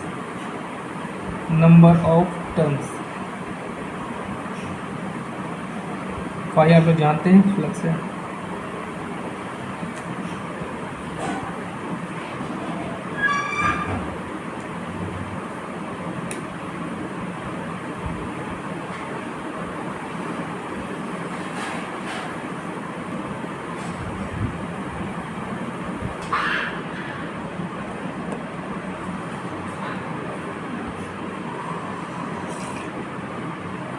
चलिए ये क्वेश्चन देखते हैं, बहुत इंपॉर्टेंट है। कह रहा है सिंक्रोनस मोटर में डैम्पर वाइंडिंग लगाई जाती है। पहले समझ लीजिए डैम्पर वाइंडिंग हम लोग लगाते क्यों हैं। देखिए क्या होता है, जो आपकी सिंक्रोनस मशीन होती है, सिंक्रोनस मशीन,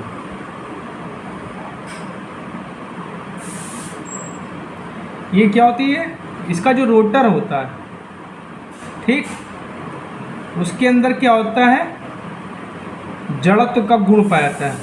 जड़त्व का गुण, जड़त्व का गुण पाया जाता है, जिसके कारण क्या होता है, ये सेल्फ स्टार्टिंग नहीं होता है।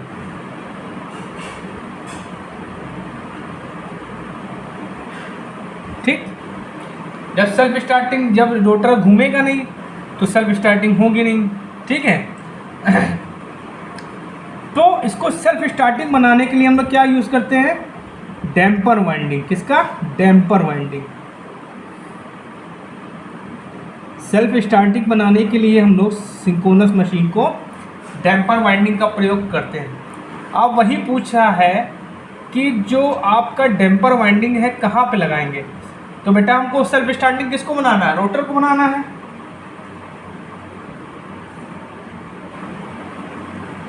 किसको बनाना है? रोटर को बनाना है। जब रोटर को बनाना है तो हम लोग कहाँ यूज़ करेंगे? किस पे यूज़ करेंगे? रोटर पर। ठीक ठीक। और उसको रोटर के पर कहाँ यूज़ करते हैं? पोल फेस पे। किस पे? पोल फेस पे इसका प्रयोग हम लोग करते हैं। ठीक है। डैम्पर वाइंडिंग का प्रयोग करने से क्या होता है, जो आपके सिंक्रोनस मशीन में ऑक्सीलेशंस पैदा होते हैं उनको वो ख़त्म कर देता है। ठीक है।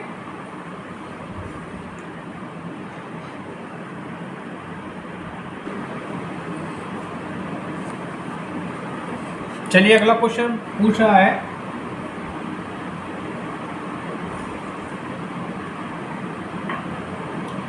सिंक्रोनस मशीन में स्लिप होगी, 0 होगी, 1 होगी, मैक्सिमम होगी, लो होगी। देखिए चलिए हम लोग स्लिप निकाल लेते हैं। जब हम वो स्लिप निकाल लेंगे तो क्लियर हो जाएगा क्या होगी। देखिए स्लिप इक्वल टू क्या होता है? NS minus NR upon NS होता है। ये स्लिप का फॉर्मूला होता है। और जो आपकी सिंक्रोनस मशीन होती है इसमें NR जो होती है, रोटर की जो स्पीड होती है, वो क्या होती है? NS होती है। ठीक। तो NR की जगह हम क्या रखेंगे? NS रखेंगे। तो NS minus NS upon NS, तो क्या हुआ? 0/NS, तो क्या हो जाएगी? 0। तो सिंक्रोनस मशीन में जो स्लिप की वैल्यू होगी बेटा क्या होगी? 0 होगी। ठीक। और अगर आपसे पूछ ले स्लिप रिंग कितनी होगी,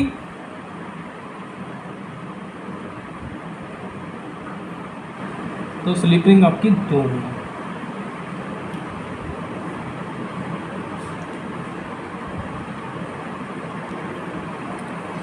देखिए अगला क्वेश्चन देख रहे हैं, कह रहा है कि सिंक्रोनस मशीन में, ठीक है, सिंक्रोनस मशीन की चाल कैसे बदली जा सकती है। ये क्वेश्चन आपका SSC जेई में आया है, UPPCL जेई में आया है। तो आप लोग बड़े किस्मत वाले हो कि आप लोगों को मैं जेई के भी क्वेश्चन सॉल्व करा रहा हूँ।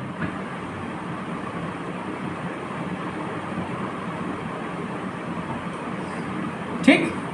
सप्लाई वोल्टेज से मतलब जो हम लोग सप्लाई देंगे उसकी वोल्टेज को घटाकर या बढ़ाकर, फ्रीक्वेंसी से लोड घटाकर, सप्लाई टर्मिनल बदलकर। ठीक। तो देखिए आपकी जो सिंक्रोनस मशीन होती है हमेशा याद रखिएगा वो क्या होती है? सिंक्रोनस स्पीड पे चलती है। ठीक। तो सिंक्रोनस स्पीड क्या होती है? NS equal to 120 F/P। तो यहाँ से आपको क्या रिलेशन मिल रहा है कि NS is directly proportional to F, NS is inversely proportional to P। या तो पोल को घटा दो, बढ़ा दो। ठीक है।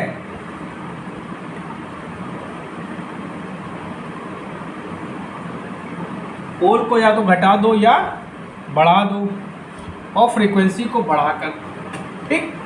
क्योंकि जो आपकी स्पीड है वो फ्रीक्वेंसी के डायरेक्टली प्रोपोर्शनल है, और जो स्पीड है वो आपके पोल्स के डायरेक्टली इन्वर्सली प्रोपोर्शनल है। जो आपकी बड़ी बड़ी मशीन्स होती हैं, ठीक है, जो बड़ी बड़ी मशीन्स होती हैं सिंक्रोनस मशीन, उसमें मोशन कौन करते हैं? पोल्स करते हैं। उसमें मोशंस क्या करते हैं? पोल्स। ठीक। ये भी आपको पूछा गया क्वेश्चन, SSC जेई में पूछा गया कि बड़ी बड़ी मशीनों में, बड़ी बड़ी जो सिंक्रोनस मशीन है उसमें कौन गतिमान होते हैं? तो आपके पोल्स गतिमान होते हैं। ठीक। तो बच्चों इसमें आंसर क्या हो जाएगा? फ्रीक्वेंसी। फ्रीक्वेंसी से हम लोग क्या करते हैं? इसकी स्पीड को घटा और बढ़ा सकते हैं।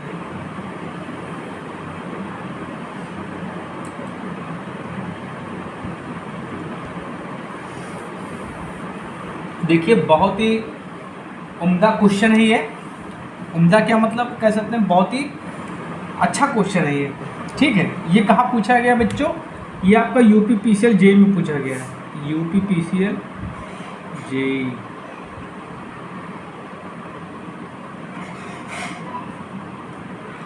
कह रहा है कि सिंक्रोनस मोटर अधिकतम शक्ति प्रदान करेगी जब भार कोण आंतरिक कोण के बराबर हो।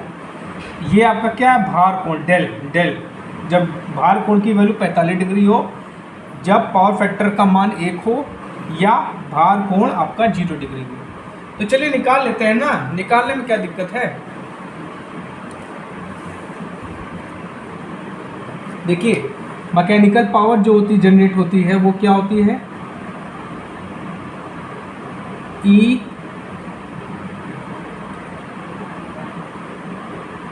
We upon Z S cos theta minus del minus E square Z S cos theta. ये क्या होती है, सिंक्रोनस मोटर के द्वारा जो आपकी मैकेनिकल पावर डेवलप होती वो होती है, ठीक, जो आपकी जो मैकेनिकल पावर मिलेगी, ठीक। अब मैक्सिमम की बात कर रहा है, अधिकतम की, तो इस पावर को हमको क्या करना पड़ेगा, डिफ्रेंशिएट करना पड़ेगा, ठीक।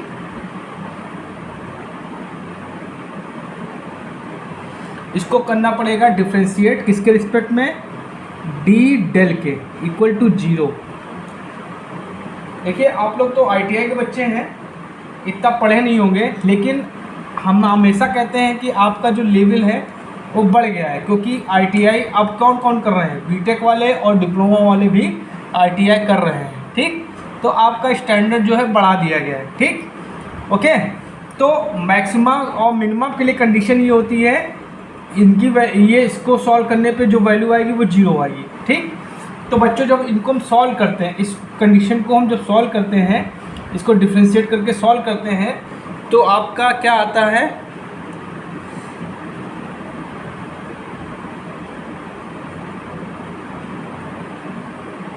तो इसको सॉल्व करते हैं, इसको बेटा सॉल्व करेंगे तो कंडीशन क्या आ जाती है, ये आ जाती है आपकी, मैं शॉर्टकट में लिख देता हूँ क्योंकि मैं इतना बताऊँगा नहीं आपको।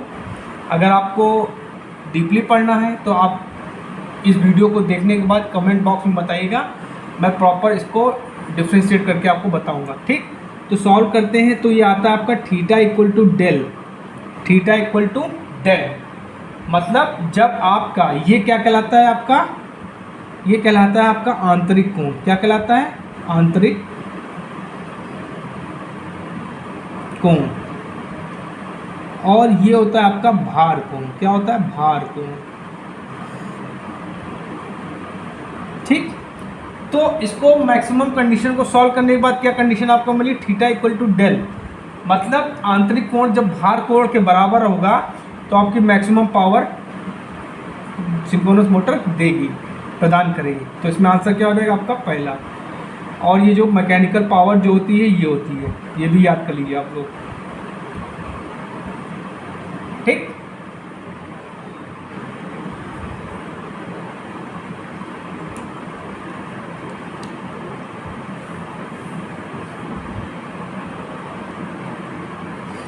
बच्चों इस समय आप लोगों के लिए गोल्डन समय चल रहा है, क्योंकि मैं आप लोगों को जो क्वेश्चंस आए हुए हैं उनको सॉल्व करा रहा हूँ, ठीक है।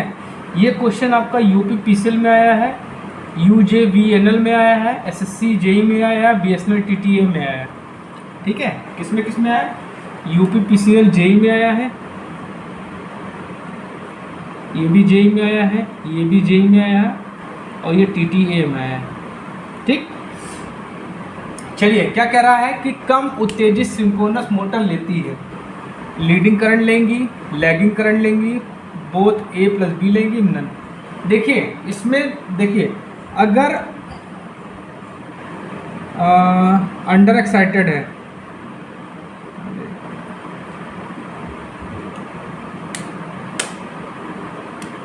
अंडर एक्साइटेड है, अंडर एक्साइटेड, अंडर एक्साइटेड में क्या लगेगी, लैगिंग करंट लगेगी। क्या लगेगी, लैगिंग करंट। ठीक। ओवर एक्साइटेड में आपकी लीडिंग करंट लेती है।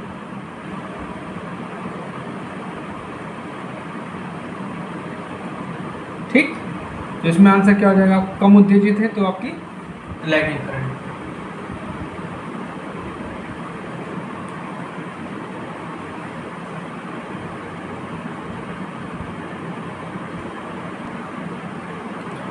अब देखिए अगला क्वेश्चन कह रहा है कि सिंक्रोनस मोटर का बैक ईएमएफ निर्भर करता है, स्पीड पे करेगा, लोड पे करेगा, लोड एंगल पे करेगा, सभी पे करेगा। देखिए हम लोग जानते हैं कि P is equal to EB V upon XX into sine del, ये होता है। ठीक।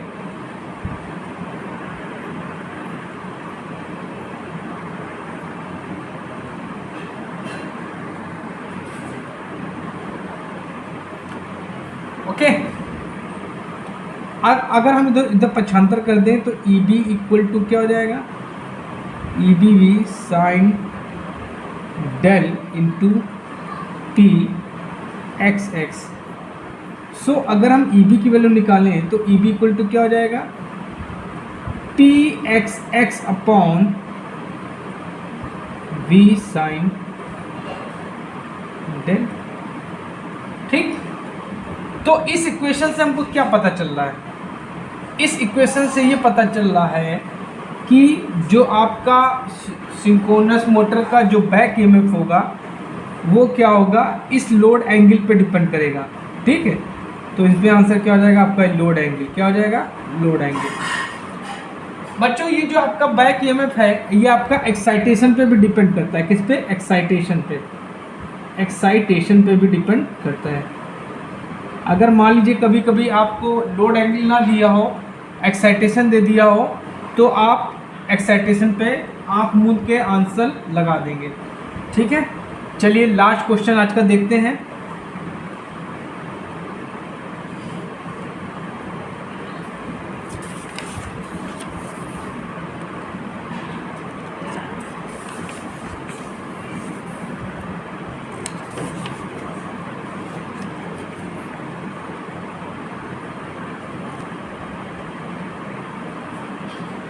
अब देखिए अगला क्वेश्चन कह रहा है कि वी कर्व जो होता है किसके रिलेशन को दर्शाता है, दिखाता है। मतलब कहने का मतलब ये है कि जो वी कर्व है वो किसके किसके बीच में रिलेशन बनाता है। ठीक।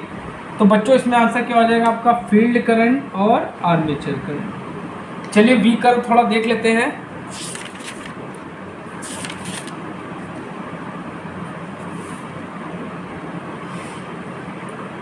ये आपका क्या हो गया, ये आपका क्या हो गया, ये हो गया आपका, ये हो गई आपकी आर्मेचर करंट, ये हो गई आपकी फील्ड करंट। ठीक। और इनका जो वी कर्व होता है ऐसे बनता है।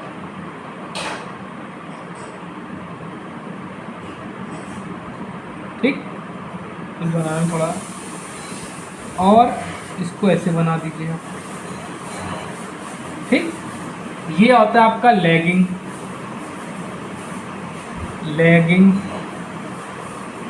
पीएफ। ये होता है आपका लीडिंग पीएफ। ये होता है आपका यूनिटी पीएफ। ठीक।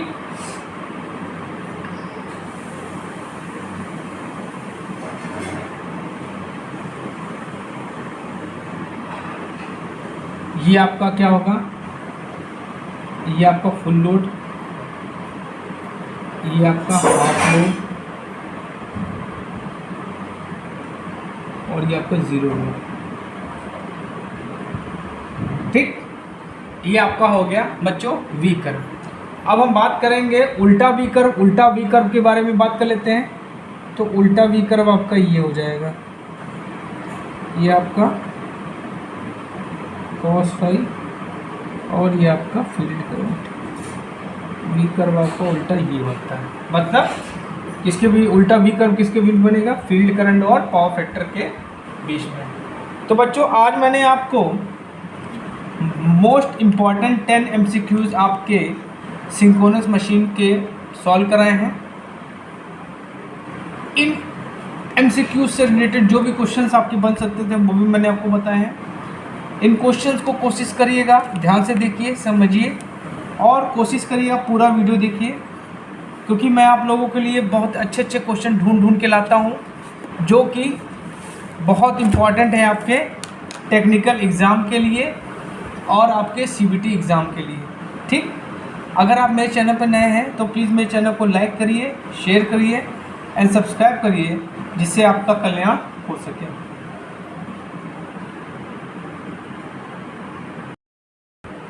हेलो स्टूडेंट्स, चलिए आज हम लोग कुछ इल्यूमिनेशन के क्वेश्चन डिस्कस करते हैं। मुझसे एक बच्चे ने रिक्वेस्ट की है कि इल्यूमिनेशन पे आप कुछ क्वेश्चन बता दीजिए सर, तो उसकी डिमांड पर चलिए आज हम लोग इल्यूमिनेशन के कुछ क्वेश्चन डिस्कस करते हैं। कोशिश करेंगे कि इस लेक्चर में इल्यूमिनेशन के सारे टॉपिक्स को कवर करें। ठीक है, चलिए स्टार्ट करते हैं। पहला क्वेश्चन है कि किस प्रकाश की वेवलेंथ मैक्सिमम होती है। देखिए आपके 7 कलर होते हैं, ठीक है। अब ये पूछ रहा है कि जो 7 कलर होते हैं उसमें से किस कलर की वेवलेंथ सबसे ज़्यादा होती है। रेड की होती है, वायलेट की होती है, ब्लू की होती है, ग्रीन की होती है। तो देखिए सबसे ज़्यादा किसकी होती है, रेड की होती है। सबसे कम किसकी होती है, चलिए स्टार्ट करते हैं। चलिए पहले देखते हैं सबसे कम किसकी होती है। सबसे कम होती बेटा आपकी वायलेट की। वायलेट के बाद आता है आपका ब्लू, उसके बाद आपका आता है ग्रीन,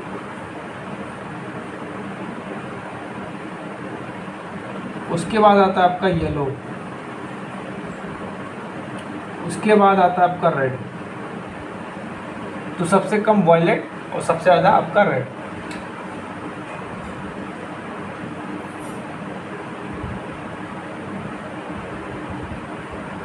जो आपका वायलेट होता है इसकी जो ये होती है 4000 एंगस्ट्रॉम। इसकी जो वेवलेंथ होती है वो क्या होती है, 4000 एंगस्ट्रॉम। दूसरा है आपका, इसकी होती है 4750 एंगस्ट्रॉम। उसके बाद आता है आपका ग्रीन। ग्रीन की होती है 5500 एंगस्ट्रॉम। उसके बाद आपका आता है येलो। येलो माने पीला। पीले की होती है 6000 एंगस्ट्रॉम। लास्ट में जो आपका रेड होता है इसकी होती है 7500 एंगस्ट्रॉम। ये आपको याद करना है, ये आपको याद करना है। याद नहीं करेंगे तो काम नहीं चलेगा, क्योंकि इसमें से कोई भी आपसे पूछ सकता है।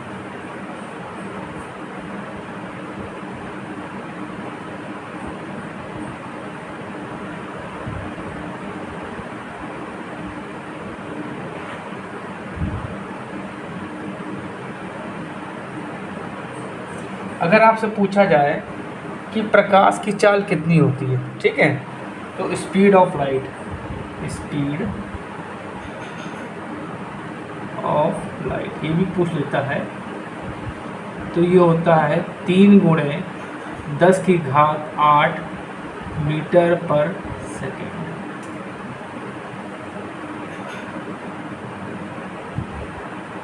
ठीक है,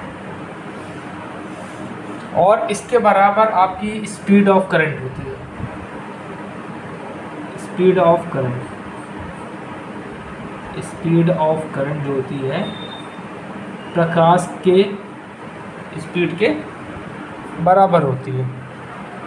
चलिए अगला क्वेश्चन देखते हैं। अब देखिए बहुत ही इम्पोर्टेंट क्वेश्चन पूछा है। इल्यूमिनेशन की यूनिट है, इल्यूमिनेशन मतलब प्रदीपन, ठीक है, ल्यूमन पर मीटर स्क्वायर है, ठीक है, ल्यूमन पर मीटर स्क्वायर है। यह आपका लक्स है,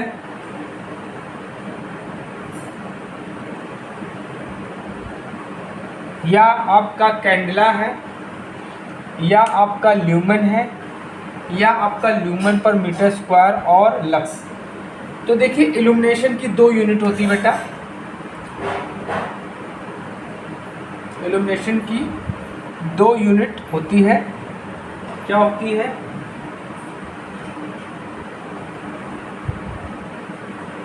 ठीक, देखिए इल्यूमिनेशन को हम लोग रिप्रेजेंट करते हैं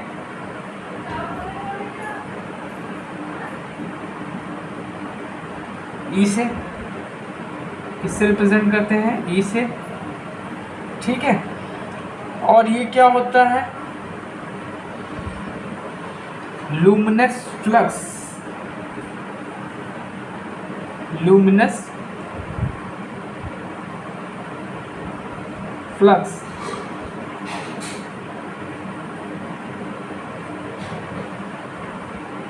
बटे एरिया होता है, ठीक। तो लुमिनस फ्लक्स की यूनिट क्या होती है? आपकी ल्यूमेन होती है, और एरिया की मीटर स्क्वायर, ठीक। ये तो आपकी ड्राइव यूनिट हो गई। और जो आपकी स्टैंडर्ड यूनिट होती है बेटा वो होती है आपकी लक्स, लक्स, ठीक। अब चलिए और यूनिट्स देख लेते हैं। देखिए लुमिनस फ्लक्स की यूनिट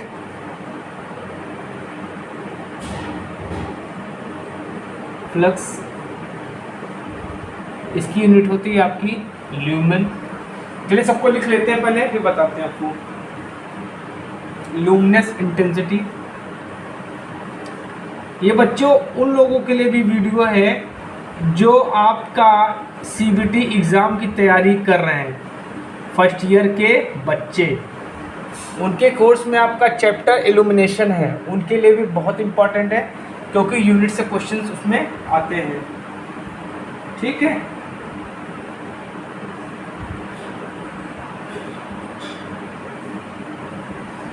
ब्राइटनेस,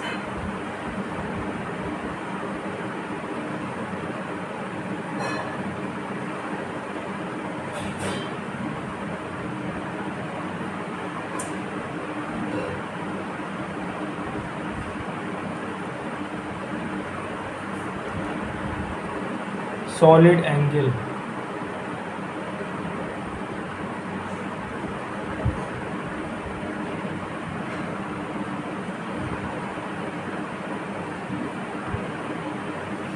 और ल्यूमिनस एफिशिएंसी।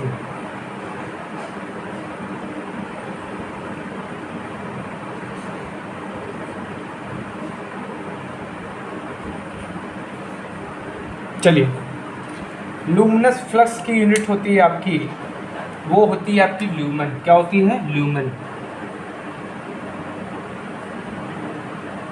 ठीक है। ल्यूमिनस इंटेंसिटी की यूनिट होती है आपकी कैंडेला।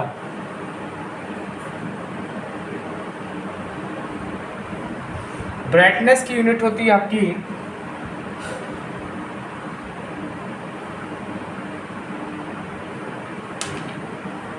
कैंडिला पर मीटर स्क्वायर, या कह सकते हैं एक होती यूनिट और, इसको बोलते हैं लैम्बर्ट, ठीक। सॉलिड एंगल की यूनिट होती है आपकी स्टेरेडियन, स्टेरेडियन, और इफिशिएंसी की होती है ल्यूमेन पर वाट।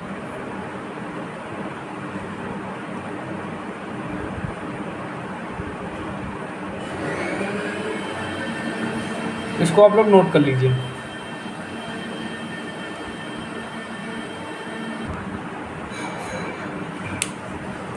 अब देखिए ये क्वेश्चन जो है, इस क्वेश्चन में सारी कहानी खत्म लैंप की। ठीक है, चलिए देखते हैं। कह रहा है कि किस लैंप की दक्षता 70 ल्यूमेन पर वाट होती है। ठीक है, sodium vapour lamp, mercury vapour lamp, neon lamp, fluorescent lamp, halogen lamp, carbon lamp. तो देखिए जो आपका सोडियम लैंप होता है, इसकी जो इसमें आंसर क्या होगा आपका, सोडियम वेपर लैंप। इसकी जो दक्षता होती है वो होती है 50 से 70 ल्यूमेन पर वाट होती है। ठीक है, जो आपका सोडियम वेपर लैंप है वो किसकी जो दक्षता होती है कितनी हो, 50 से 70 ल्यूमेन पर वाट होती है। और इसकी लाइफ कितनी होती है, जो लाइफ बता देते हैं। इसकी जो लाइफ होती है वो होती है 3000 घंटे, 3000 आवर्स। ठीक, अब आते हैं हम मरकरी पर। ठीक, मरकरी का जो इफिशिएंसी है वो कितनी है, 40 LM बटे वाट। LM मतलब ल्यूमेन पर वाट, WT मतलब वाट। ठीक है, जो आपका मरकरी वेपर लैंप है इसकी जो इफिशिएंसी है वो क्या है, 40 ल्यूमेन पर वाट है। और अगर हम इसका बात करें लाइफ की, तो इसकी भी लाइफ जो है, इसकी भी लाइफ कितनी है, 3000 घंटे, 3000 आवर्स। अब आते हैं हमको नियॉन लैंप। इसको क्या बोलते हैं, ठंडा लैंप भी बोलते हैं। ठीक है, क्या बोलते हैं, ठंडा लैंप भी बोलते हैं। इसकी अगर हम दक्षता की बात करें तो इसकी जो होती है, इसकी जो दक्षता होती है वो होती है 15 से 40 ल्यूमेन पर वाट। कितनी होती है, 15 से 40 ल्यूमेन पर वाट होती है। और अगर हम इसकी क्या बोलते हैं, इसकी आयु की बात करें कितने घंटे चलता है, तो ये आपका 5000 घंटा चलता है। कितना चलता है, 5000 घंटा ये चलता है। ठीक है, इसके बाद आता है आपका फ्लोरोसेंट लैंप। क्या आता है आपका, इसके बाद फ्लोरोसेंट लैंप आता है। इसकी जो दक्षता होती है वो होती है 50 से लेकर 100 ल्यूमेन पर वाट होती है। क्या होती है, 50 से लेकर 100 ल्यूमेन पर वाट होती है। और अगर इसकी हम लाइफ की बात करें तो इसकी लाइफ क्या होती है, 4000 घंटा होती है। कितनी होती है, 4000 घंटा होती है। अब इसके बाद आता है आपका हैलोजन लैंप। ठीक है, हैलोजन लैंप की जो दक्षता होती है वो होती है 25 से 30 ल्यूमेन पर वाट होती है। कितनी होती है, 25 से 30 ल्यूमेन पर वाट होती है। और इसकी जो क्या बोलते हैं जीवन काल है इसका, ये क्या होता है, 2000 से लेकर 4000 तक घंटा होता है। ठीक है, अब बचा आपका कार्बन लैंप। तो कार्बन लैंप जो होता है इसके जो इफिशिएंसी है वो क्या होती है, 12 ल्यूमेन पर वाट होती है। क्या होती है, 12 ल्यूमेन पर वाट। अगर हम इसकी इफिशिएंसी की बात करें तो क्या होती है, इसकी 12 ल्यूमेन पर वाट होती है। ठीक है,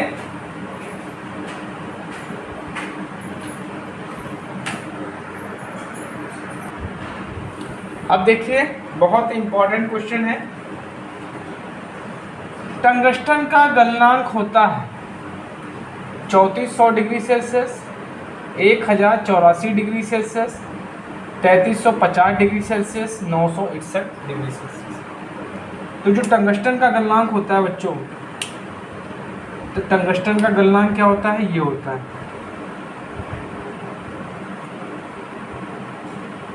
ये आपका टंगस्टन का गलनांक। ये आपका क्या है,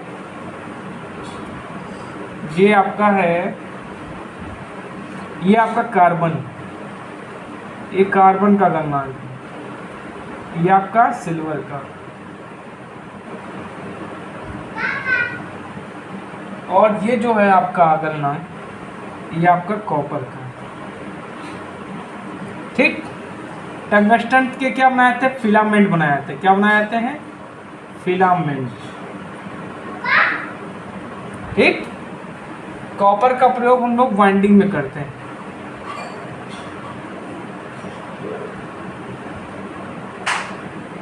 कार्बन के आपके रजिस्टर बनाए जाते हैं।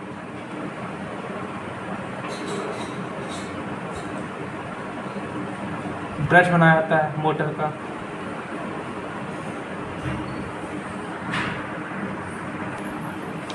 और जो आपके इलेक्ट्रिक हीटर होते हैं उसमें हम लोग नाइक्रोम का प्रयोग करते हैं। किसका? नाइक्रोम का। नाइक्रोम का प्रयोग करते हैं, हीटिंग एलिमेंट बनाए जाते हैं।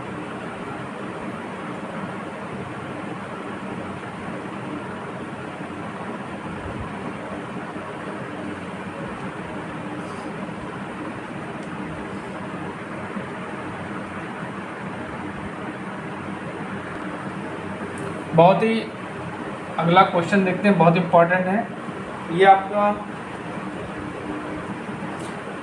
क्वेश्चन पूछा गया था हरियाणा में। कह रहा है निम्न में से कौन सा विकल्प कोसाइन लॉ को परिभाषित करता है? E = I cos थीटा पर D square, E is inversely proportional to D square, E is equal to I upon D square cos theta नन। तो बच्चों इसमें आंसर क्या होगा आपका? ये है, ये जो है आपका ये कोसाइन लॉ है। ये आपका क्या है? Cosine law. और ये जो है ये व्युत्क्रम का नियम है। व्युत्क्रम का नियम।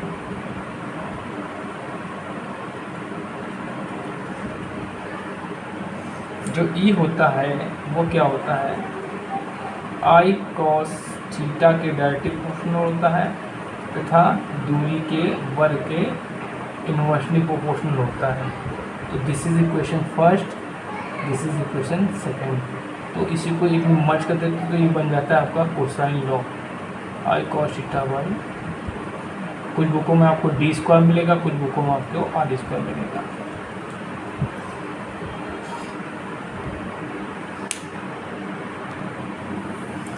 चलिए अगला क्वेश्चन देखते हैं। क्या कह रहा है अगला क्वेश्चन बच्चों? कह रहा है कि अप्रत्यक्ष प्रकाश प्रणाली के मामले में डैश डैश प्रकाश ऊपर की ओर जाता है। 60%, 90%, 10% और 50%। तो बच्चों इसमें आंसर क्या होगा आपका?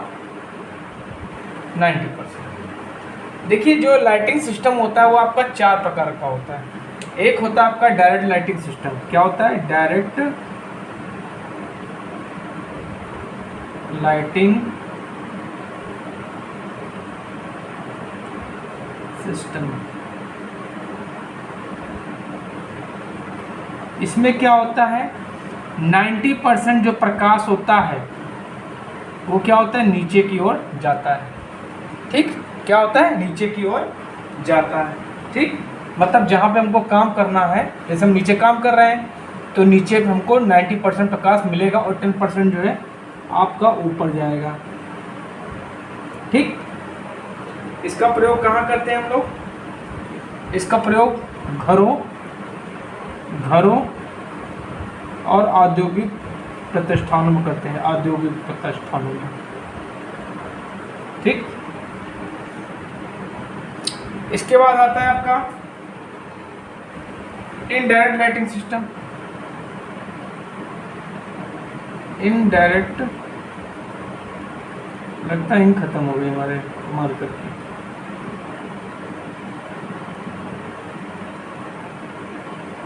इसमें क्या होता है?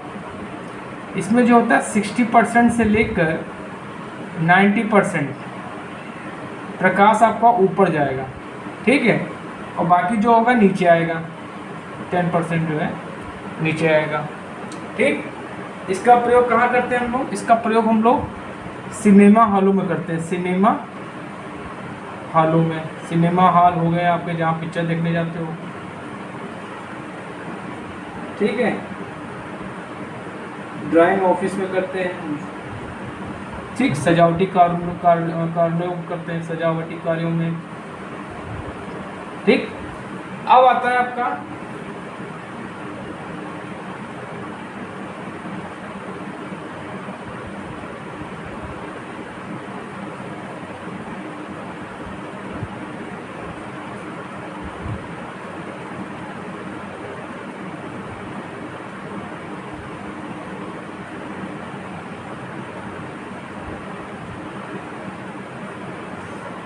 उसके बाद आता है आपका सेमी डायरेक्ट लाइटिंग सिस्टम। इसमें क्या होगा 60 से 90%, ठीक है, 60 से 90% ये क्या होगा नीचे आएगा। बाकी जो है 10% से लेकर 40% ये ऊपर जाएगा। ठीक, इसका प्रयोग कहाँ करोगे हम लोग? इसका प्रयोग जहाँ हमको अधिक ऊंचाई चाहिए, जहाँ अधिक ऊंचाई होती है वहाँ पे यूज़ करते हैं इसका। उसके बाद आता है आपका सेमी इनडायरेक्ट लाइटिंग सिस्टम। इसमें क्या होगा?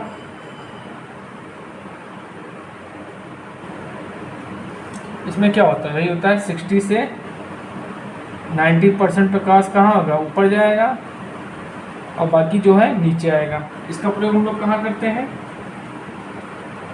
इसका प्रयोग जहाँ हमको सजावटी काम करना हो वहाँ पे इसका प्रयोग करते हैं। ठीक बच्चों,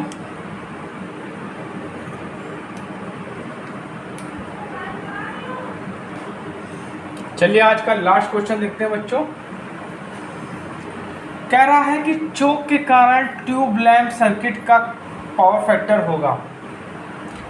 चलिए पहले पावर फैक्टर देख लेते क्या होता है। देखिए पावर फैक्टर क्या होता है? The cosine angle between voltage and current is known as power factor. मतलब पावर फैक्टर इक्वल टू क्या होगा? R/Z।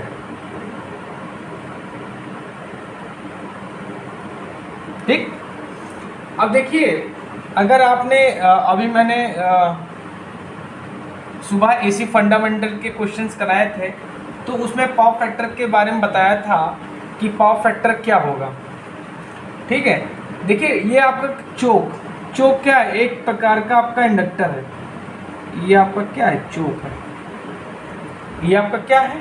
चोक है। चोक ये एक प्रकार का इंडक्टर होता है और इंडक्टर के केस में क्या होता है? जो आपकी करंट होती है, ये आपका वोल्टेज हो गया, ये आपका करंट हो गया। तो इसमें क्या होगा कि जो करंट होती है वो 90 डिग्री लैगिंग करती है, मतलब 90 डिग्री वोल्टेज से पीछे चलती है। ठीक, मतलब ये आपका जैसे ये है तो ये आपका वोल्टेज हो गया, तो ये करंट आपकी यहाँ से स्टार्ट होगी। ठीक, मतलब क्या होगा? यहाँ पे दोनों के बीच में π/2 का डिफरेंस आ जाता है। ठीक, तो अब चोक के कारण पूछा क्या होगा? तो ऑब्वियसली क्या होगा? लैगिंग होगा। ठीक है, क्या होगा? लैगिंग होगा। ठीक, ये क्या करती है? चोक का काम क्या है? करंट को कंट्रोल करती है। करंट को कंट्रोल और वोल्टेज को बढ़ाती है। वोल्टेज को बढ़ाती है और करंट को क्या करती है? कंट्रोल करती है, मतलब करंट को कंट्रोल करेगी। ठीक है, तो बच्चों आज के लिए आपके लिए इल्यूमिनेशन के कुछ क्वेश्चन हमने सॉल्व कराए हैं। इन क्वेश्चंस को देखिएगा, समझिएगा और पढ़िएगा। ये क्वेश्चंस आपके लिए बहुत इंपॉर्टेंट हैं। ये क्वेश्चन किसी न किसी रूप में आपसे पूछे गए हैं। अगर आप मेरे चैनल पर नए हैं तो प्लीज़ मेरे चैनल को लाइक करिए, शेयर करिए एंड सब्सक्राइब करिए। धन्यवाद।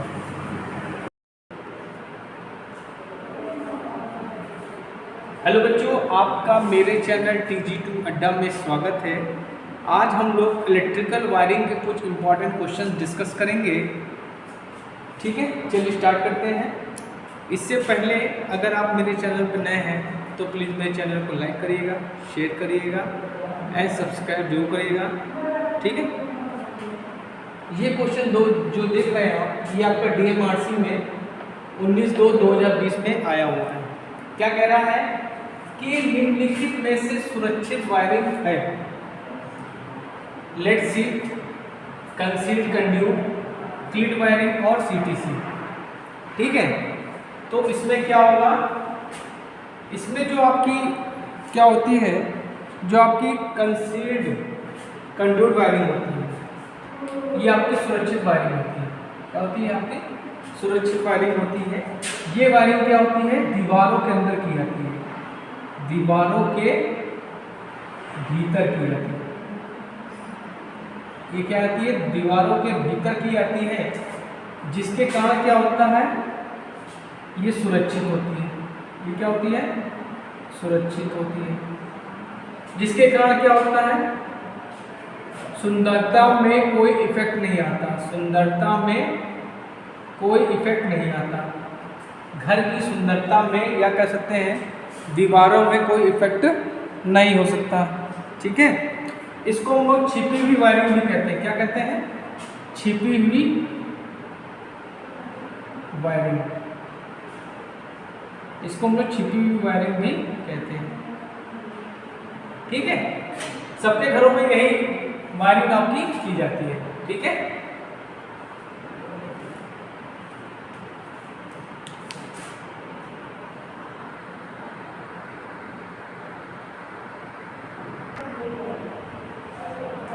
अब बच्चों देखिए, ये भी क्वेश्चन जो है आपका डीएमआरसी में 19/2/2020 में पूछा गया है। कह रहा है कि घरेलू वायरिंग में भू संपर्कन तार का मतलब अर्थ वायर जो है उसका आकार क्या होना चाहिए, से कम नहीं होना चाहिए। ठीक है, 8 स्वैग से, ठीक, 8 से कम, 14 स्वैग से कम, 24 स्वैग से कम, 18 स्वैग से कम। तो बच्चों इसमें आंसर क्या होगा आपका 14 स्वैग से कम नहीं होना चाहिए। ठीक है, तो नोट कर लीजिए।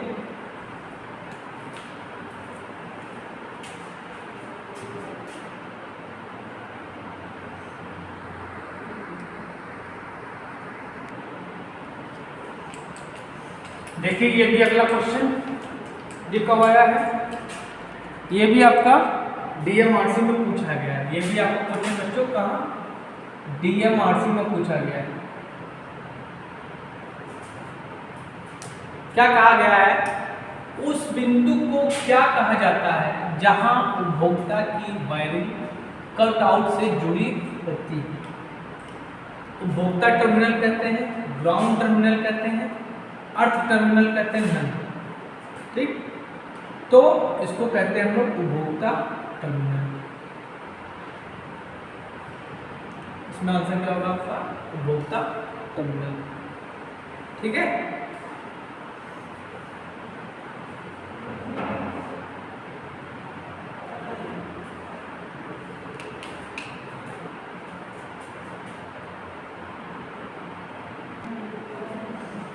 देखिए बच्चों ये क्वेश्चन बहुत इंपॉर्टेंट है, ये कई एग्जाम में पूछा गया है।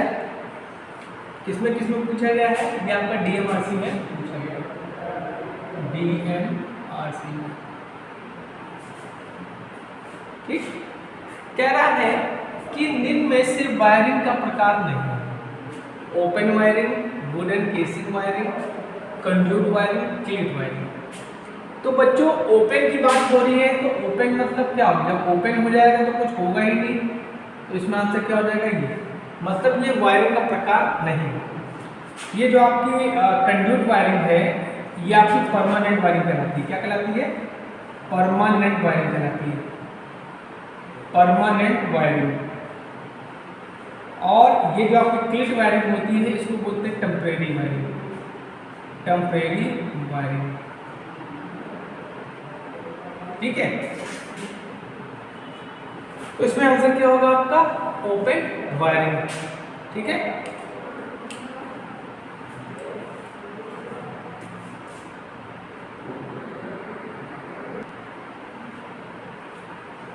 देखिए बहुत इंपॉर्टेंट क्वेश्चन है, ये भी आपका कहाँ पूछा गया है, डीएमआरसी में 18/2/2020 में। कह रहा है कि इलेक्ट्रिकल वायरिंग का चयन करते समय किस मापदंड पर विचार नहीं किया।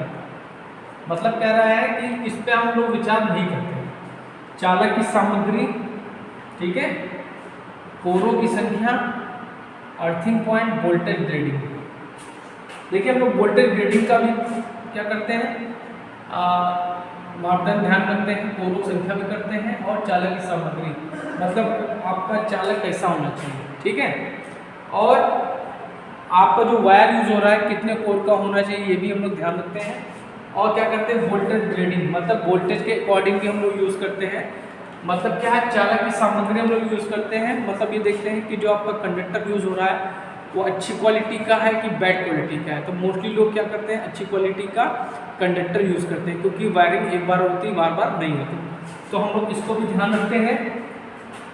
कोरों की संख्या, कोरों की संख्या डिपेंड करती है आपकी वोल्टेज पे, किस वोल्टेज के लिए हम लोग केबल का यूज़ कर रहे हैं। तो ये आपको तीनों मापदंड हम लोग ध्यान रखते हैं, लेकिन अर्थिंग पॉइंट को हम लोग दिमाग में नहीं रखते हैं। तो इसमें आंसर क्या हो जाएगा आपका, अर्थिंग पॉइंट। इसमें आंसर क्या हो जाएगा बेटा आपका, अर्थिंग पॉइंट, ठीक है। जब हम लोग वायरिंग करते हैं बच्चों, तो प्रॉपर अर्थिंग करनी चाहिए, प्रॉपर अर्थिंग एक होनी चाहिए।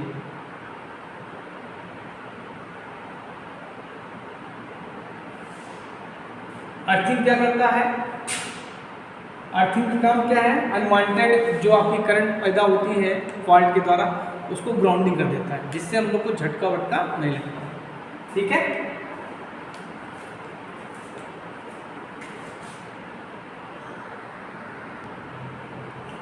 अब देखिए अगला क्वेश्चन देखते हैं। ये भी क्वेश्चन आपका DMRC में पूछा गया है।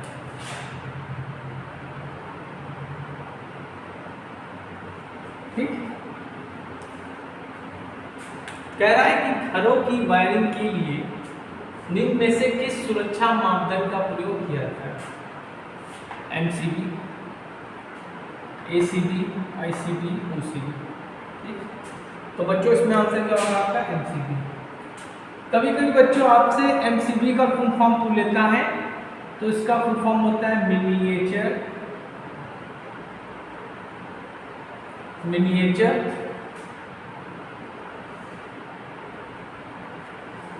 Circuit breaker.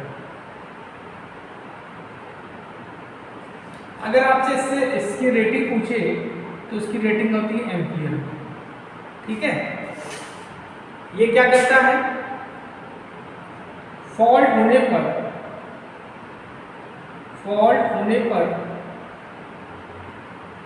पर सर्किट ब्रेक कर देता है, सर्किट को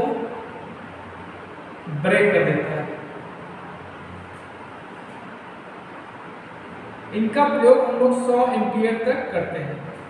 100 एम्पियर के ऊपर हम लोग क्या करते हैं, MCCB का प्रयोग करते हैं, MCB का। इसका फुल फॉर्म पूछ लेता है आपसे, तो होता है मोल्डेड केस सर्किट ब्रेकर, ठीक है। या कह सकते हैं कि जो आपका MCB है ये आपका प्रोटेक्टिंग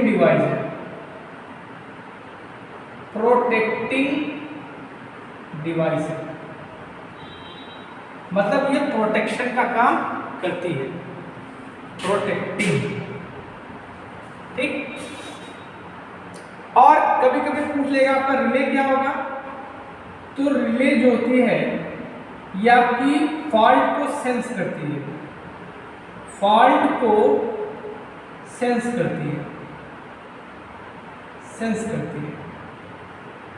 इसका काम क्या है, फॉल्ट को सेंस करना।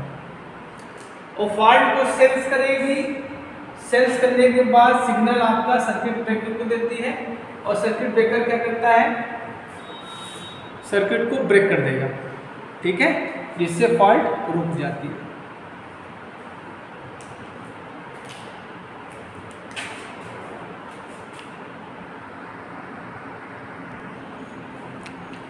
बच्चों बहुत ही इंपॉर्टेंट क्वेश्चन है ये आपका बिहार TG2 में पूछा गया है, बिहार TG2 में पूछा गया। कह रहा है कि जो आपके डोमेस्टिक उपकरण हैं किस वोल्टेज के लिए डिजाइन किए जाते हैं, 110 वोल्ट के लिए, 230 वोल्ट के लिए, 415 वोल्ट के लिए नन।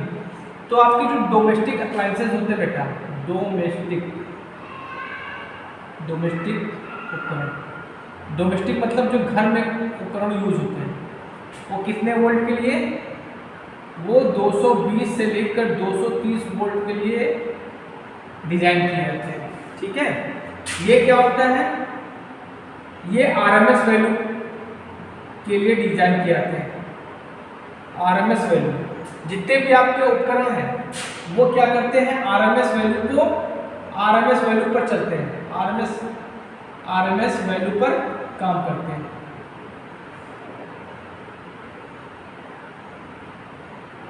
ये भी क्वेश्चन आपसे पूछ सकता है कि जितने भी इक्विपमेंट्स हैं वो किस वैल्यू पे काम करते हैं, तो बच्चों हमेशा आरएमएस वैल्यू पे काम करते हैं। ठीक है, जो आरएमएस वैल्यू होती है, चाहे आपकी आई आरएमएस वैल्यू हो जाए, ये क्या होती है, मैक्सिमम करंट बाय √2 होती है, और चाहे आपका वोल्टेज आरएमएस की बात करें तो क्या होता है, ये V max अपॉन √2 होता है। ठीक, और अगर हम लोग V max की बात करें तो V max लगभग होता है आपका 311 वोल्ट, इतना वोल्टेज होता है, जो कि बहुत ज़्यादा। इसको हम लोग क्या करते हैं, आरएमएस में कन्वर्ट करके सारे इक्विपमेंट्स को देते हैं। ये बातें दिमाग में बैठा लो।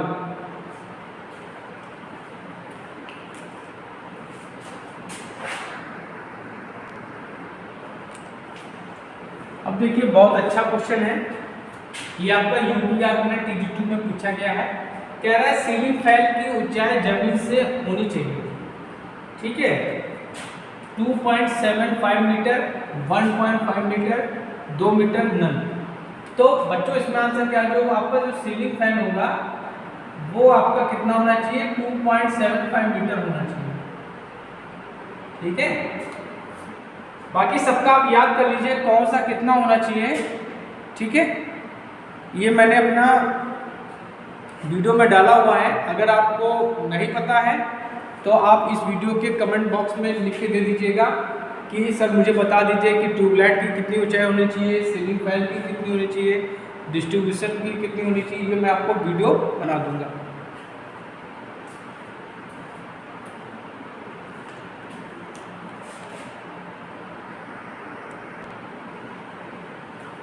चलिए अगला क्वेश्चन देखते हैं। कौन सा वायरिंग सिस्टम बिजली के झटकों से मुक्त होता है? बच्चों ये क्वेश्चन आपका बिहार TG2 में पूछा गया है। ठीक है, आपकी वेव वायरिंग फ्री होती है बिजली के झटकों से, केसिंग एंड कैपिंग वायरिंग आपकी मुक्त होती है, बैटन वायरिंग नहीं। तो बच्चों आपकी जो कैसिंग और कैपिंग वायरिंग होती है ये क्या होती है, बिजली के झटकों से मुक्त होती है। ये आपकी दो प्रकार की होती है, एक होती है आपकी लकड़ी की और एक होती है आपकी PVC की। ठीक, एक क्या होती है, लकड़ी की होती है वुडन, एक होती है आपकी PVC की। ठीक है,